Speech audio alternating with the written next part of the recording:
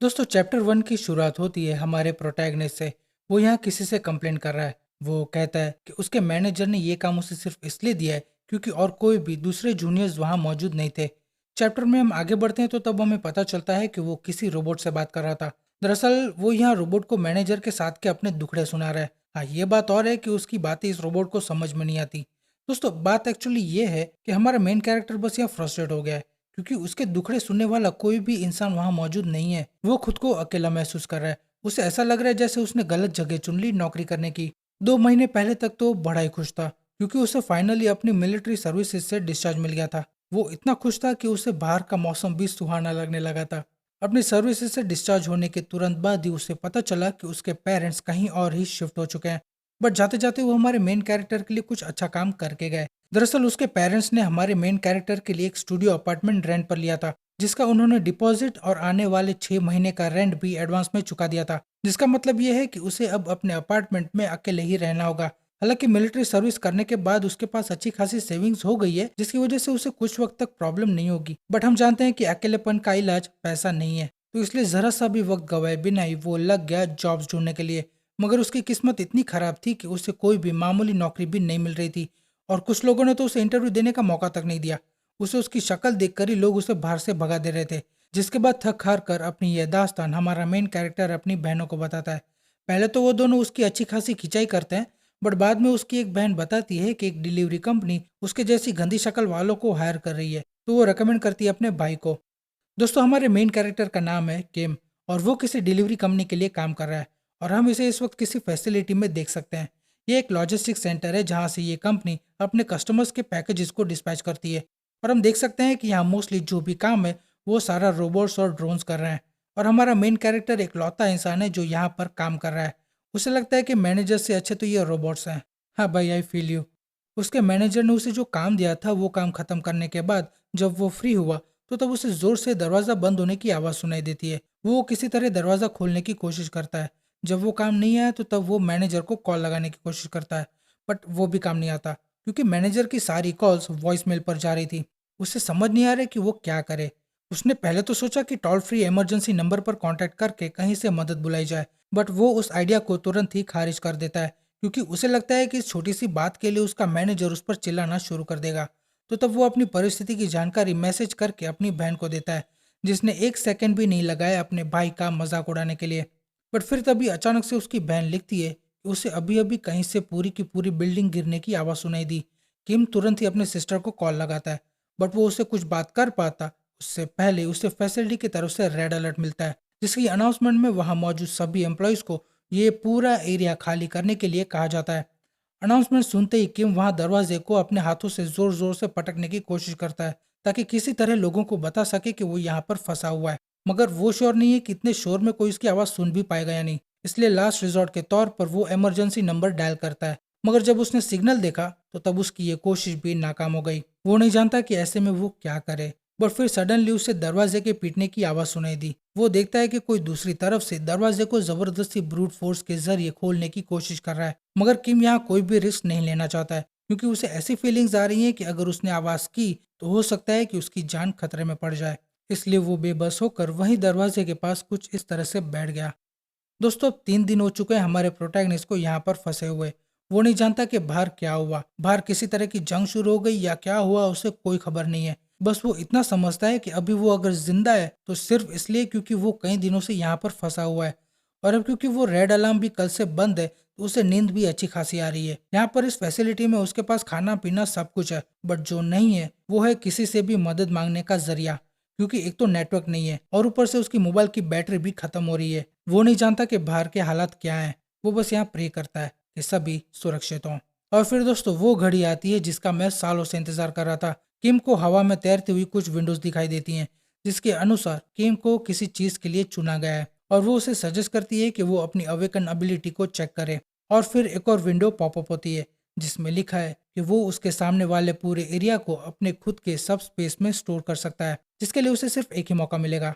और दोस्तों ये खिड़कियां देखकर उसे लगता है कि अब फाइनली वो अपना दिमागी संतुलन खो चुका है, जिसकी वजह से अब वो फैंटेसी और रियलिटी में फर्क भी करना भूल गया है। थोड़े समय तक इस चीज को मजाक में लेने के बाद वो डिसाइड करता है कि वो इस पूरी फैसिलिटी यानी इस पूरे लॉजिस्टिक सेंटर को ही अपने सब स्पेस में स्टोर करना चाहता है। एक बार जब इसकी कंफर्मेशन सिस्टम को मिल गई कि किम सचमुच में इस पूरी फैसिलिटी को अपने सब स्पेस में स्टोर करना चाहता है, तो तब अचानक से किम बाहर टेलीपोर्ट हो गया, जिससे उसके साथ साथ हमें भी पता चलता है कि बाहर दुनिया का क्या हाल हो रखा है। मुंडी घुमाने पर वो अपने मैनेजर के बेजान शरीर को देखता है। फिर उसे ऑपरेटिंग सिस्टम को अपडेट करने के कुछ नोटिफिकेशंस मिलते हैं, जिसकी डिटेल में हम नहीं जाएंगे। अपने मैनेजर को इस तरह बेजान पड़ा हुआ देखकर किम वहीं उसी वक्त उल्टी कर देता है, मगर उसे खुद को संभालने का मौका मिलता उससे पहले ही वो खुद के सामने एक बड़ी सी परछाई देखता है। अगले पैनल में हमें पता चलता है कि वो किसी तरह का और मॉन्स्टर है। वो बिना मुड़े ये समझ जाता है कि उसके पीछे जरूर कोई डरावनी चीज है जिससे उसकी जान को खतरा है, क्योंकि उसे अपने पीछे किसी की गुर्राने की आवाज सुनाई दी थी। पहले तो उसे लगा कि कोई गोरिल्ला या भालू होगा, मगर फिलहाल वो अपने सारे फालतू के विचारों को साइड में रखते हुए वहां से कल्टी मार लेता है। उस ऑर्क को देखकर वो समझ नहीं पाता है कि आखिर यहाँ हो क्या रहा है। वो किसी तरह उस ऑर्क से अपना पीछा छुड़वाने की कोशिश करता है, मगर ये इतना आसान नहीं है, क्योंकि वो ऑर्क उससे कहीं ज्यादा तेज और साइज में कहीं ज्यादा बड़ा है, जिससे कि वो तेजी से अपने डिस्टेंस को कवर कर रहा है। मगर वो ऑर्क उस तक पहुंच पाता उससे पहले सिस्टम की तरफ से उसे नोटिफिकेशन मिलता है, जिसमें वो किम को उसके सब स्पेस में जाने के लिए पूछता है, और वो बिना हिचकिचाए अपने सब स्पेस में एंटर करता है। दोस्तों, फैसिलिटी में एंटर करते ही उसे पता चलता है कि वो ऑर्क उसकी तरह यहाँ अंदर नहीं आ सकता। उसे वहां एक ड्रोन आकर कहता है कि बिना उसकी मर्जी के कोई भी जिंदा या मुर्दा चीज, यहाँ तक कि किसी भी तरह की कोई भी एनर्जी उसके सब स्पेस में दाखिल नहीं हो सकती, क्योंकि हमारा प्रोटैगनिस्ट इस सब स्पेस का मास्टर है। अब से दोस्तों मैं उस सब स्पेस को फैसिलिटी कहकर रेफर करूंगा, ताकि कोई कंफ्यूजन ना हो। ड्रोन की बातें सुनकर वो चौंक गया। फिर वो अपने आसपास की पूरी फैसिलिटी को देखता है। उसे विश्वास नहीं हो रहा था कि ये पूरी जगह अब उसकी है। वो ये सब देखकर कहीं ज्यादा खुश था, क्योंकि वो अब जान चुका है कि वो यहाँ पर अब पूरी तरह से महफूज है। सिस्टम के तौर पर पहली बार फैसिलिटी में एंटर करने के लिए उसे एक चमकीला पत्थर मिलता है, जिसका नाम है माना स्टोन, बट मैं उसे सिंपली पत्थर या एमपी पत्थर बुलाना ज्यादा पसंद करूंगा। फिर दोस्तों सिस्टम की तरफ से उसे थोड़ी बहुत जानकारी मिलती है। उस जानकारी के अनुसार पैक्स फुलफिलमेंट सेंटर, जिसे हम फैसिलिटी कहते हैं, वो 5 मंजिला एक इमारत है, जिसका कुल मिलाकर एरिया है करीब 33,000 स्क्वायर मीटर, जो 3,55,209 स्क्वायर फुट के बराबर होता है। दूसरी खिड़की में भी कुछ टेक्निकल चीजें लिखी हुई हैं, जिसे आप देख सकते हैं। जिसके बाद वो ड्रोन उसे कहता है कि जो पत्थर उसके पास है उसका इस्तेमाल करके वो अपनी फैसिलिटी को मेंटेन करने के लिए एनर्जी सप्लाई कर सकता है। एक पत्थर पूरी फैसिलिटी को 24 घंटे तक पावर देने की काबिल है। ये पूरी फैसिलिटी हर प्रोडक्ट के एनवायरनमेंट को खुद ही मॉडिफाइड कर देती है उस प्रोडक्ट के रिक्वायरमेंट के हिसाब से, जिसे स्टेबल रखने के लिए ही इन पत्थरों की जरूरत पड़ती है। और अगर इन्हें पावर सप्लाई मिलना बंद हो जाए तो इसके अंदर रखी खाने पीने की सभी चीजों पर ग्रेटली इफेक्ट पड़ेगा। किम जानता है कि खाने पीने की चीजें कितनी इंपॉर्टेंट है किसी भी मनुष्य के जीवन में, खास करके तब जब बाहर का माहौल कुछ ऐसा हो। तो वो ड्रोन से पूछता है कि वो और पत्थरों को कैसे कलेक्ट कर सकता है। किम के सवाल का जवाब देते हुए वो ड्रोन कहता है कि वो पत्थर उसे दूसरी दुनिया से आए हुए लोगों से मिलेंगे, यानी इस तरह के मॉन्स्टर से। वो उसे तुरंत ही उस ड्रोन को वापस दे देता है, ये कहकर कि फिलहाल वो इस पत्थर का इस्तेमाल इस फैसिलिटी के मेंटेनेंस के लिए करे। अब सामने खड़े इस मॉन्स्टर को देखकर वो ड्रोन से कुछ औजार ले आने के लिए कहता है, क्योंकि वो जानता है कि जब तक वो मॉन्स्टर वहां खड़ा है तब तक वो वहां से बाहर नहीं जा सकता। बट वो श्योर नहीं है कि ये औजार उसकी मोटी चमड़ी को नुकसान पहुंचा पाएगा या नहीं। बट फिर भी वो एक छोटी सी कुल्हाड़ी उसकी ओर फेंक के मारता है, इस उम्मीद में कि वो अगर सीरियसली इंजर्ड भी हो गया तो फिर भी उसका काम हो जाएगा। मगर उसके बाद तब हमें पता चलता है कि उसका कुल्हाड़ी को फेंकना काम नहीं आया। हालांकि वो कुल्हाड़ी उसे लगी तो सही, बट वो इतना नुकसान नहीं कर पाए जितना किम ने सोचा था। और दोस्तों उसके बाद हमें पता चलता है कि ये फैसिलिटी किसी भी आइटम को डुप्लीकेट कर सकती है। किम ने जब उससे पूछा कि पहले इस डब्बे में 15 कुल्हाड़ियां थी, तो अब इतनी ज्यादा कैसे हो गई, तो तब ड्रोन उसका कंफ्यूजन दूर करते हुए उसे बताता है कि यहाँ पर जितनी भी आइटम्स हैं उन सबको ऑब्जेक्ट से इंफॉर्मेशन में पहले ही कन्वर्ट कर दिया गया है, जिसका मतलब है कि सिस्टम यहाँ की हर चीज की डुप्लीकेट कॉपी बना सकती है। हालांकि उन चीजों की इंफॉर्मेशन को बदला जा सकता है, बट उसका असर उस पर्टिकुलर चीज की क्वांटिटी में या उसके स्टॉक पर नहीं पड़ेगा। हालांकि यहाँ पर ये क्लियर नहीं है कि ये डुप्लीकेट करने वाली टेक्निक खाने पीने की चीजों पर भी काम करेगी या नहीं। अगर फैसिलिटी खाने की चीजों को भी डुप्लीकेट कर सकती है while maintaining the taste and flavour, तो दोस्तों हमारे प्रोटैगनिस्ट से ज्यादा खुश इंसान इस बर्बाद दुनिया में और कोई नहीं होगा। अब जबकि किम को हथियारों के स्टॉक की फिक्र करने की जरूरत नहीं है, तो वो फ्रीली इन कुल्हाड़ियों को जैसे तैसे उन मॉन्स्टर्स पर फेंक सकता है। बट वो ड्रोन किम को इससे भी बेहतर रास्ता बताता है। ड्रोन कहता है कि उसे मॉन्स्टर्स पर कुल्हाड़ी मैन्युअली फेंकने की जरूरत नहीं है। वो अगर चाहे तो इस कुल्हाड़ी को या इस फैसिलिटी के किसी भी प्रोडक्ट को ऑटोमेटिकली अपनी फैसिलिटी के बाहर शिप कर सकता है। ड्रोन अपनी बात को आगे बढ़ाते हुए कहता है कि वो हर 30 सेकंड्स में किसी भी आइटम को शिप कर सकता है। अगर उसे 30 सेकंड ज़्यादा लग रहे हैं तो वो माना पत्थरों की मदद से अपनी स्किल को अपग्रेड या इन्हेंस भी कर सकता है, जिससे कि उसकी स्किल के साथ साथ उस स्किल को यूज़ करने के जो भी कूलडाउन है वो भी कम हो जाएंगे। किम हैरान हो गए ये सब सुनकर कि शिपिंग भी एक स्किल है, लेकिन बाकी सारी बातों को साइड में रख कर वो ड्रोन से पूछता है कि वो इस स्किल का इस्तेमाल कैसे कर सकता है। तब ड्रोन उसे बताता है कि उसे सबसे पहले किसी भी रजिस्टर्ड प्रोडक्ट के बारे में सोचना होगा और कहना होगा शिप, जिससे कि वो प्रोडक्ट उसके डिजायर लोकेशन पर ऑटोमेटिकली शिप हो जाएगा। और फिर अगले पैनल में हम देख सकते हैं कि किम ने अपनी स्किल का इस्तेमाल करके अपनी कुल्हाड़ी उस ऑर्क के टकले पे दे मारी है, जिसकी वजह से उस ऑर्क की इंस्टेंटली मौत हो जाती है। किम अपनी कुल्हाड़ी की रफ्तार को देखकर चौंक गया और तब हमें पता चलता है कि स्किल का इस्तेमाल करने में उसकी शिपिंग स्पीड का भी बहुत बड़ा रोल है। किम की वो कुल्हाड़ी उस ऑर्क को जाकर लगी क्योंकि वो कुल्हाड़ी 60 किलोमीटर प्रति घंटे की रफ्तार से वहां गई थी। और तब हमें ड्रोन के द्वारा ये भी पता चलता है कि वो इस स्पीड को कम या ज्यादा भी कर सकता है, बट फिलहाल उसे अगर अपनी लिमिट से ज्यादा रफ्तार चाहिए तो सबसे पहले उसे पत्थरों के जरिए अपनी स्किल को इनहेंस करना होगा, जिसके बाद ही वो अपनी स्किल्स को फ्रीली इस्तेमाल कर पाएगा। अब क्योंकि दोस्तों किम को ऑलमोस्ट सारी जानकारी मिल गई है तो फैसिलिटी से खुद के लिए कुछ कपड़े और इक्विपमेंट्स ढूंढता है, क्योंकि उसे पता है कि अब उसे क्या करना है। दोस्तों किम की सबसे पहली प्रायोरिटी है अपने परिवार की सेफ्टी को इंश्योर करना, जिसके लिए वो सियोल के मैप पर उसका परिवार जहां शिफ्ट हुआ है वहां तक का राउट प्लान करता है।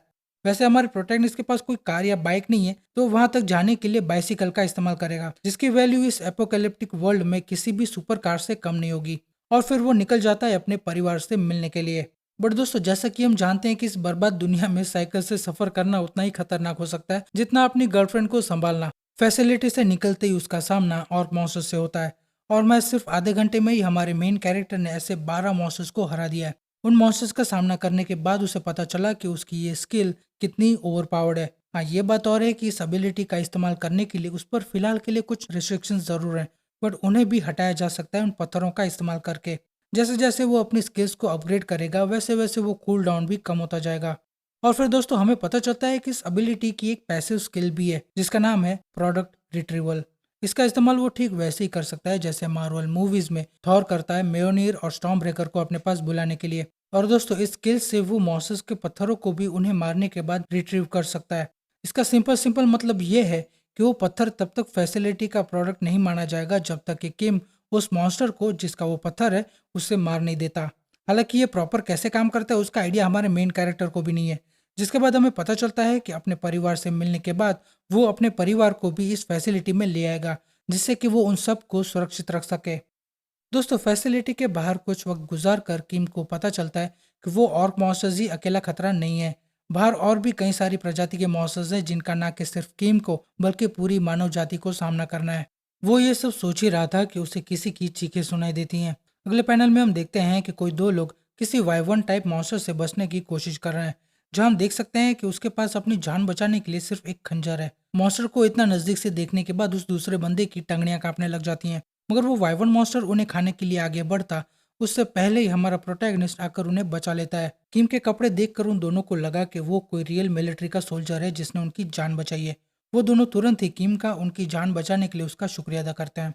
किम तो बस खुश है कि दोनों उस मॉन्स्टर से जिंदा बच पाए, जिसके बाद वो उनका कंफ्यूजन दूर करते हुए कहता है कि वो कोई सोल्जर नहीं है, वो तो बस डिलीवरी कंपनी में जॉब करने वाला एक मामूली एम्प्लॉई है। वो लोग हैरान हो गए ये सुनकर कि अगर वो कोई मिलिट्री सोल्जर नहीं है तो उसने इस मॉन्स्टर को कैसे हराया। उनमें से का एक अज्यूम करता है कि किम के पास भी किसी तरह की कोई अवेकन एबिलिटी है। किम चौंक गया ये सुनकर। तब वो बंदा बताता है कि उसके पास भी एक एबिलिटी है। वो क्लियर करता है कि उसके पास किम की तरह कोई ऑफेंसिव एबिलिटी नहीं है। वो नहीं जानता कि ये कैसे काम करता है, बट उसे लगता है कि उसकी एबिलिटी एक ड्राइवर की है। हालांकि परिस्थितियों की वजह से उसे अब तक उसकी एबिलिटी को टेस्ट करने का मौका अब तक नहीं मिला है, बट वो श्योर है कि उसकी ड्राइविंग की ही एबिलिटी है। एनीवेज वो दूसरा बंदा जिसके पास कोई अवेकन एबिलिटी नहीं है वो बताता है कि इस एरिया में एक लॉजिस्टिक सेंटर है, जिसकी वजह से काफ़ी सारे लोग यहाँ पर आए थे सर्वाइव करने के लिए, मगर उन सब की किस्मत खराब निकली क्योंकि उनका पीछा करते करते यहाँ पर मॉन्स्टर्स भी आ गए, जिसकी वजह से कई सारे लोग मारे गए और अब उनमें से सिर्फ 10 या 15 लोग ही अब तक सर्वाइव कर पाए हैं। उन्होंने फिलहाल किसी ब्लॉक ई के किसी अंडरग्राउंड टनल में शरण ली हुई है और ये दोनों भी उसी ग्रुप का हिस्सा हैं। दरअसल वो दोनों यहाँ ऊपर बाकियों के लिए राशन पानी का इंतजाम करने के लिए आए थे, बट यहाँ आकर उन्हें पता चला कि जिस लॉजिस्टिक सेंटर से उन्हें राशन पानी मिलने की उम्मीद थी वो पूरी की पूरी बिल्डिंग ही गायब हो चुकी है। फिर दोस्तों वो दोनों किम को अपने साथ अंडरग्राउंड टर्मिनल में आने के लिए इनवाइट करते हैं, ये सोचकर कि किम के पास रहने की कोई जगह नहीं होगी और ना ही उसके पास खाना होगा, तो वो दोनों उसे यहाँ खाना भी ऑफर कर रहे हैं। किम नहीं जानता कि उन पर उसे भरोसा करना चाहिए या नहीं, मगर उन्होंने अभी अभी किसी व्हीकल का जिक्र किया है, जिसका मतलब ये है कि शायद इनके पास किसी तरह का चलाने लायक वाहन है।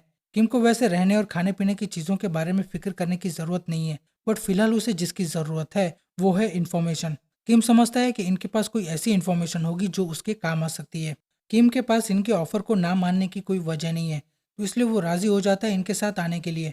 जिसके बाद वो तीनों अंडरग्राउंड टर्मिनल की ओर जाने के लिए निकल जाते हैं, मगर उससे पहले किम वहां उनके पीछे से उस मॉन्स्टर का पत्थर छुपके से ले लेता है, जिसे उसने इन दोनों की जान बचाने के लिए हराया था। छुपके से इसलिए क्योंकि किम अपनी स्किल के बारे में किसी को भी बताने का रिस्क नहीं लेना चाहता है, क्योंकि वो जानता है कि मुश्किल की घड़ियों में ही इंसान का राक्षसी रूप बाहर आता है। अगर उनमें से किसी को पता चलेगा कि उसके पास खाने पीने की चीजों का लिटरली भंडार है, तो वो लोग उसे ही मारने की कोशिश करेंगे। और इसीलिए प्रिकॉशंस के तौर पर किम डिसाइड करता है कि वो अपनी एबिलिटीज के बारे में यहाँ किसी को भी नहीं बताएगा। अगले पैनल में हम देख सकते हैं कि किम और वो बाकी दोनों वहां अंडरग्राउंड टर्मिनल में पहुंच चुके हैं, जहां वो देखते हैं कि उसमें से का कोई वहां ऑर्क मॉन्स्टर की डेड बॉडी के पास खड़ा हुआ है। हमें बताया जाता है कि ये मॉन्स्टर किसी तरह यहाँ आ गया और वक्त रहते उन्होंने सिचुएशन को संभाल लिया, जिससे कि वहां पर ऑर्क मॉन्स्टर की वजह से कोई भी जान हानि नहीं हुई। जिसका मतलब ये है कि ये जगह उतनी सेफ नहीं है जितनी वो लोग किम को बोलकर यहाँ ले आए थे। जिसके बाद दोस्तों वो दोनों किम के बारे में वहां सबको बताते हैं, और ये भी कि कैसे उसने अपनी किसी एबिलिटी से उनकी जान बचाई है। और ये सुनकर वहाँ सभी लोग बड़े ही अच्छे अंदाज में किम का शुक्रिया अदा करते हैं, ये कहकर कि वो दोनों उनके लिए एक परिवार के समान है। और इतना ही नहीं, उस ग्रुप का लीडर भी वहाँ किम के नज़दीक आकर उसके सामने झुककर उसका धन्यवाद करता है। जिसके बाद वो किम का यहाँ स्वागत करते हैं, ये कहकर के शर्माने की ज़रूरत नहीं है, ये जगह बाहर के कंपैरिजन में सेफ है। और अगर उनके पास खाना पानी खत्म भी हो जाएगा तो फिर भी वो लोग नज़दीकी लॉजिस्टिक सेंटर से यहाँ लेकर आ सकते हैं, जो दर्शाता है कि वो लोग यहाँ इसी उम्मीद में बैठे हुए हैं कि पास ही में एक लॉजिस्टिक सेंटर है, तो उन्हें यहाँ खाने पीने की कमी महसूस नहीं होगी। बट उस लीडर का भ्रम दूर करते हुए वो ड्राइवर उसे बताता है कि वो लॉजिस्टिक सेंटर किसी तरह से गायब हो गई, यानी पूरी की पूरी बिल्डिंग ही वहां से गायब हो चुकी है। लीडर को ऑब्वियसली भरोसा नहीं हो रहा था ड्राइवर की बातों का। लीडर फिर वहां सभी को बताता है कि डिस्करेज होने की जरूरत नहीं है, हमें यहाँ से कभी ना कभी तो जाना ही था। और तब हमें दोस्तों पता चलता है कि उनके पास व्हीकल्स तो हैं, मगर जो टनल वाला रास्ता उन्होंने चुना है वहां पर कई सारे वाइवन मॉन्स्टर्स ने अपना कब्जा जमा रखा है। और यही एक लौता रास्ता बचा है जो उन्हें इस एरिया से बाहर हाईवे पर ले जा सकता है, क्योंकि जैसा कि हम जानते हैं कि इस आपातकालीन परिस्थिति की वजह से कई सारे रास्ते या तो ब्लॉक हो चुके हैं या तो फिर पूरी तरह से नष्ट हो चुके हैं, और यही एक लौता रास्ता बचा है जो इन्हें इस एरिया से बाहर ले जा सकता है। दोस्तों ये सुनकर किम को एक अपॉर्चुनिटी दिखाई देती है, क्योंकि किम को यहाँ से बाहर निकलने के लिए कैसे भी करके एक व्हीकल की जरूरत तो होगी, और साथ में वो मॉन्स्टर्स के जरिए अपनी एबिलिटीज को भी अपग्रेड कर पाएगा। तो इसलिए वो लीडर से इंसिस्ट करता है कि वो भी उन्हीं के साथ व्हीकल्स में गुफा के जरिए बाहर निकलेगा, और वो भी बिना अपनी एबिलिटीज को उनके सामने रिवील किए। अब जैसे कि मैंने आपको बताया है कि वो यहाँ पर किसी भी तरह का रिस्क नहीं लेना चाहता है। वो जानता है कि जब इंसानों के पास खाने को कुछ नहीं होता तो तब वो इंसान भी कब किसी मॉन्स्टर में बदल जाएगा इसका अंदाजा वो खुद इंसान को भी नहीं होता। यानी ऑल इन ऑल उसे यहाँ किसी पर भी भरोसा नहीं है। फिर तभी दोस्तों उसे सिस्टम की तरफ से हमारे प्रोटैगनिस्ट को कुछ खिड़कियां खुलती हुई दिखती हैं, जिसके मुताबिक कुछ एक्स्ट्रा स्किल्स हैं जो वो इस वक्त अनलॉक कर सकता है। बट उस हर एक स्किल को अनलॉक करने के लिए उसे 10 पत्थर चाहिए, जो जाहिर है कि उतने उसके पास नहीं है। वो लीडर को कहता है कि टनल की सिचुएशन जानने के लिए वो वहां जाना चाहता है। दरअसल दोस्तों किम का प्लान एकदम ही सिंपल है। वो वहाँ इसलिए जाना चाहता है क्योंकि वहाँ ढेर सारे मॉन्स्टर्स हैं जिन्हें उसे पत्थर प्राप्त होंगे, और उन पत्थरों का इस्तेमाल करके वो अपनी स्किल्स को अपग्रेड कर सकता है। जिसके बाद वो बाकियों के साथ वहाँ से व्हीकल लेकर निकल जाएगा अपने परिवार से मिलने के लिए। बट किम ने जैसा सोचा था वैसा कुछ नहीं हुआ, क्योंकि लीडर ने उसकी सेफ्टी के बारे में सोचते हुए ड्राइवर को भी उसके साथ भेज दिया, जिसकी वजह से अब शायद उसका प्लान चौपट हो गया है। और ड्राइवर भी किम को अकेले वहाँ टनल में जाने नहीं देना चाहता था, क्योंकि जाहिर है हमारे प्रोटैगनिस्ट ने उसकी जान बचाई है और उसे विश्वास है कि आगे भी अगर ऐसा कुछ होगा तो किम फिर एक बार और उसकी जान बचाएगा। और दोस्तों ड्राइवर की बातें सुनकर किम हैरत में आ गया, जिसके जवाब में वो ड्राइवर से ये कहता है। किम ड्राइवर से पूछता है कि क्या उसे भी किसी तरह की खिड़कियां दिखाई देती हैं जैसी उसे दिखाई देती हैं अवेकन के बाद से। जिसके जवाब में वो ड्राइवर कहता है कि नहीं, उसे ऐसी कोई भी खिड़कियां नहीं दिखाई देती हैं, बट उसे ऐसी फीलिंग्स आ रही हैं कि वो बाकियों से अच्छी ड्राइविंग कर सकता है। और अपनी ड्राइविंग का मुजाहरा देते हुए वो किम के सामने कुछ करतब दिखाता है, ये कहते हुए कि रास्ते पर भंगार गाड़ियां पड़ी हुई हैं जिसकी वजह से उसे ठीक से दिखाई नहीं दे रहा है। मुझे लगता है कि उसे सिर्फ एक्सक्यूज चाहिए अपनी ड्राइविंग स्किल को दिखाने के लिए। रास्ते में उन्हें वाइवन मॉन्स्टर दिखता है। किम ड्राइवर से कहता है कि रुकने की जरूरत नहीं है। किम चाहता है कि वो बस ड्राइविंग करने पर फोकस रखे, क्योंकि उसे लगता है कि आगे भी उन्हें और भी कई सारे मॉन्स्टर्स दिखेंगे। किम की बातों को मानते हुए वो ड्राइवर बिना पीछे मुड़े साइकिल को चलाता ही रहा। मीनवाइल किम पीछे से उस मॉन्स्टर को मार देता है और एक बार फिर वो छुपके से उसके पत्थर को ले लेता है। और ऐसा तब तक चलता रहा जब तक कि वो उस टनल तक नहीं पहुंच गया जहां उन्हें जाना था। टनल के पास पहुंचते ही ड्राइवर रियलाइज करता है कि वो दोनों चारों ओर से मॉन्स्टर से घिरे हुए हैं। ड्राइवर की शक्ल देखकर हम कह सकते हैं कि वो पहले ही हार मान चुका है। परिस्थिति की गंभीरता को समझते हुए किम डिसाइड करता है कि यहाँ पर अपनी एबिलिटी को छुपाने का कोई फायदा नहीं है। वो अपने सारे पत्थर लगा देता है अपनी स्किल को अपग्रेड करने के लिए, ताकि वो कूल डाउन टाइमर को कम कर सके। और फिर वो तुरंत ही उन मॉन्स्टर्स पर हमला कर देता है। जिसके बाद चैप्टर के आखिरी पैनल में हम देखते हैं कि किम अपनी फैसिलिटी को उस ड्राइवर के सामने रिवील करता है। अगले चैप्टर की शुरुआत होती है उसी कूल डाउन टाइमर से, जिसे किम ने अभी अभी अपग्रेड किया है। हम देख सकते हैं कि टाइमर इतना नीचे गिर चुका है कि अब उसे सिर्फ 5 सेकंड तक ही वेट करना होगा अपनी शिपमेंट एबिलिटी का फिर से इस्तेमाल करने के लिए। ड्रोन उसे कहता है कि अगर उसे अपने टाइमर को और नीचे लाना है तो उसे सबसे पहले अपनी इस विशालकाय फैसिलिटी का लेवल बढ़ाना होगा, जिसके बाद ही वो अपनी स्किल्स को फर्दर अपग्रेड कर पाएगा। किम ड्राइवर को उसके पास में ही खड़े रहने के लिए कहता है ताकि वो उससे उन मॉन्स्टर्स के हमलों से बचा सके। और फिर मॉन्स्टर्स और किम की फाइट शुरू हो जाती है, जिसकी डिटेल में हम नहीं जाएंगे। ड्राइवर किम की इन एबिलिटीज को देखकर शॉक हो गया। हालांकि वो अभी भी ये नहीं कह सकता कि किम की एबिलिटी क्या है, बट वो इतना तो समझ गया है कि किम के लिए ये सारे मॉन्स्टर्स कुछ भी नहीं है। ड्राइवर अब जाके समझा कि किम को वो व्हीकल्स क्यों चाहिए, क्योंकि अगर उसे जिंदा बचना ही होता तो वो इस फैसिलिटी में रहकर भी बच सकता है। वो ड्राइवर एडमिट करता है कि वो किम से थोड़ा जेलस है। उसे भी पता है कि अगर उसके पास भी कोई ऐसी एबिलिटी होती तो वो भी अपने परिवार के पास तेजी से पहुंच सकता है। किम उन मॉन्स्टर्स को हरा कर बारी बारी उनसे पत्थर जमा करता है। ड्राइवर को भी नहीं पता था कि इन मॉन्स्टर्स से उसे कोई ऐसे चमकीले पत्थर भी मिल सकते हैं, क्योंकि ऐसा ड्राइवर ने पहली बार देखा था। किम उसे समझाता है कि इन पत्थरों का इस्तेमाल करके वो अपनी एबिलिटी को और भी इनहेंस कर सकता है। जिसके बाद ड्राइवर किम की एबिलिटी की तारीफ करता है। वो कहता है कि अगर वो चाहे तो टनल के मॉन्स्टर्स को वो अकेले ही हरा सकता है। किम उस ड्राइवर को जताने की कोशिश करता है कि वो ऐसे किसी भी इंटेंशंस के साथ यहाँ पर नहीं आया है, पर सिर्फ हम जानते हैं कि उसका ओरिजिनल प्लान क्या था। किम बताता है कि वो नहीं चाहता कि किसी को भी उसकी एबिलिटी के बारे में पता चले। ये सुनकर वो ड्राइवर उससे माफी मांगता है। उसे लगता है कि वो किम के लिए अड़चन बना हुआ है और वो समझ गया है कि क्यों किम उसे अपने साथ नहीं लाना चाहता था। किम कहता है कि सॉरी कहने की जरूरत नहीं है और वो दोनों फिर वापस टर्मिनल की ओर निकल जाते हैं। रास्ते में बात करते करते जब किम ने उसे बताया कि वो किस तरफ जा रहा है तो तब वो ड्राइवर खुश हो गया। वो उसके सामने एक ऑफर रखता है। वो कहता है कि उसे जहाँ जाना है उसके रास्ते में ही उसका होम टाउन आता है और रास्ता भी करीब करीब एक ही है। तो ड्राइवर चाहता है कि किम और वो दोनों साथ में सफर करें। ड्राइवर को अपनी स्किल पर भरोसा है, बट वो मॉन्स्टर्स को हरा सके इतना काबिल नहीं है। तो वो यहाँ किम की मदद चाहता है। वो चाहता है कि वो उसे उसके होम टाउन में छोड़ दे जो उसके रास्ते में ही आएगा। बदले में उसकी ड्राइविंग स्किल किम को काम आ सकती है, तो किम की शिपिंग स्किल उस ड्राइवर को काम आ सकती है। और वो ये प्रॉमिस भी करता है कि अगली बार वो उसके रास्ते में नहीं आएगा और अगर वो चाहे तो बदले में वो उसे अपना खाना भी देने के लिए तैयार है। किम सोच में पड़ गया। उसे लगता है कि ये बुरा आइडिया नहीं है। अब क्योंकि ड्राइवर को उसकी एबिलिटी के बारे में पता चल चुका है तो यहाँ पर उसके पास मौका है अपनी एबिलिटीज को बाकियों से छिपाने का। और वैसे भी ड्राइवर ने पहले ही उस पर अपना भरोसा दिखाया है, तो वो जानता है कि वो भरोसे लायक इंसान है। उसे भी ड्राइवर पर भरोसा करना ही होगा। जिसके बाद किम उसके ऑफर को मान लेता है, मगर सिर्फ एक शर्त पर। वो कहता है कि टनल के मॉन्स्टर से वो खुद ही निपट लेगा, लेकिन बदले में वो चाहता है कि बाकी के लोग उसके रास्ते में ना आए, क्योंकि वो अपनी एबिलिटीज को किसी के भी सामने रिवील नहीं करना चाहता है। इसलिए वो चाहता है कि बाकियों से बात करने की जिम्मेदारी उसकी होगी, जिसे वो ड्राइवर खुशी खुशी मान लेता है। ये कहकर के फिक्र करने की जरूरत नहीं है, बाकी के लोग वही करेंगे जो मैं उनसे कहूंगा। फिर दोस्तों हम देखते हैं कि ड्राइवर वहां टर्मिनल में बाकियों से इस बारे में बात कर रहा है। वो उनसे कहता है कि किम राजी हो गया है उनके बदले में टनल को साफ करने के लिए। वो वहां सभी से कहता है कि हमें सिर्फ बाहर रहकर किम का वेट करना होगा। मैं जानता हूँ कि आप लोग किम की एबिलिटीज के बारे में जानने के लिए उत्सुक हैं, बट मैं आपको सबको जबान देता हूँ कि फिक्र करने वाली कोई बात नहीं है। मैं चाहता हूँ कि आप लोग किम और उसकी एबिलिटीज पर भरोसा रखें। उसकी मदद से हम यहाँ से जल्द निकलने में कामयाब हो सकते हैं।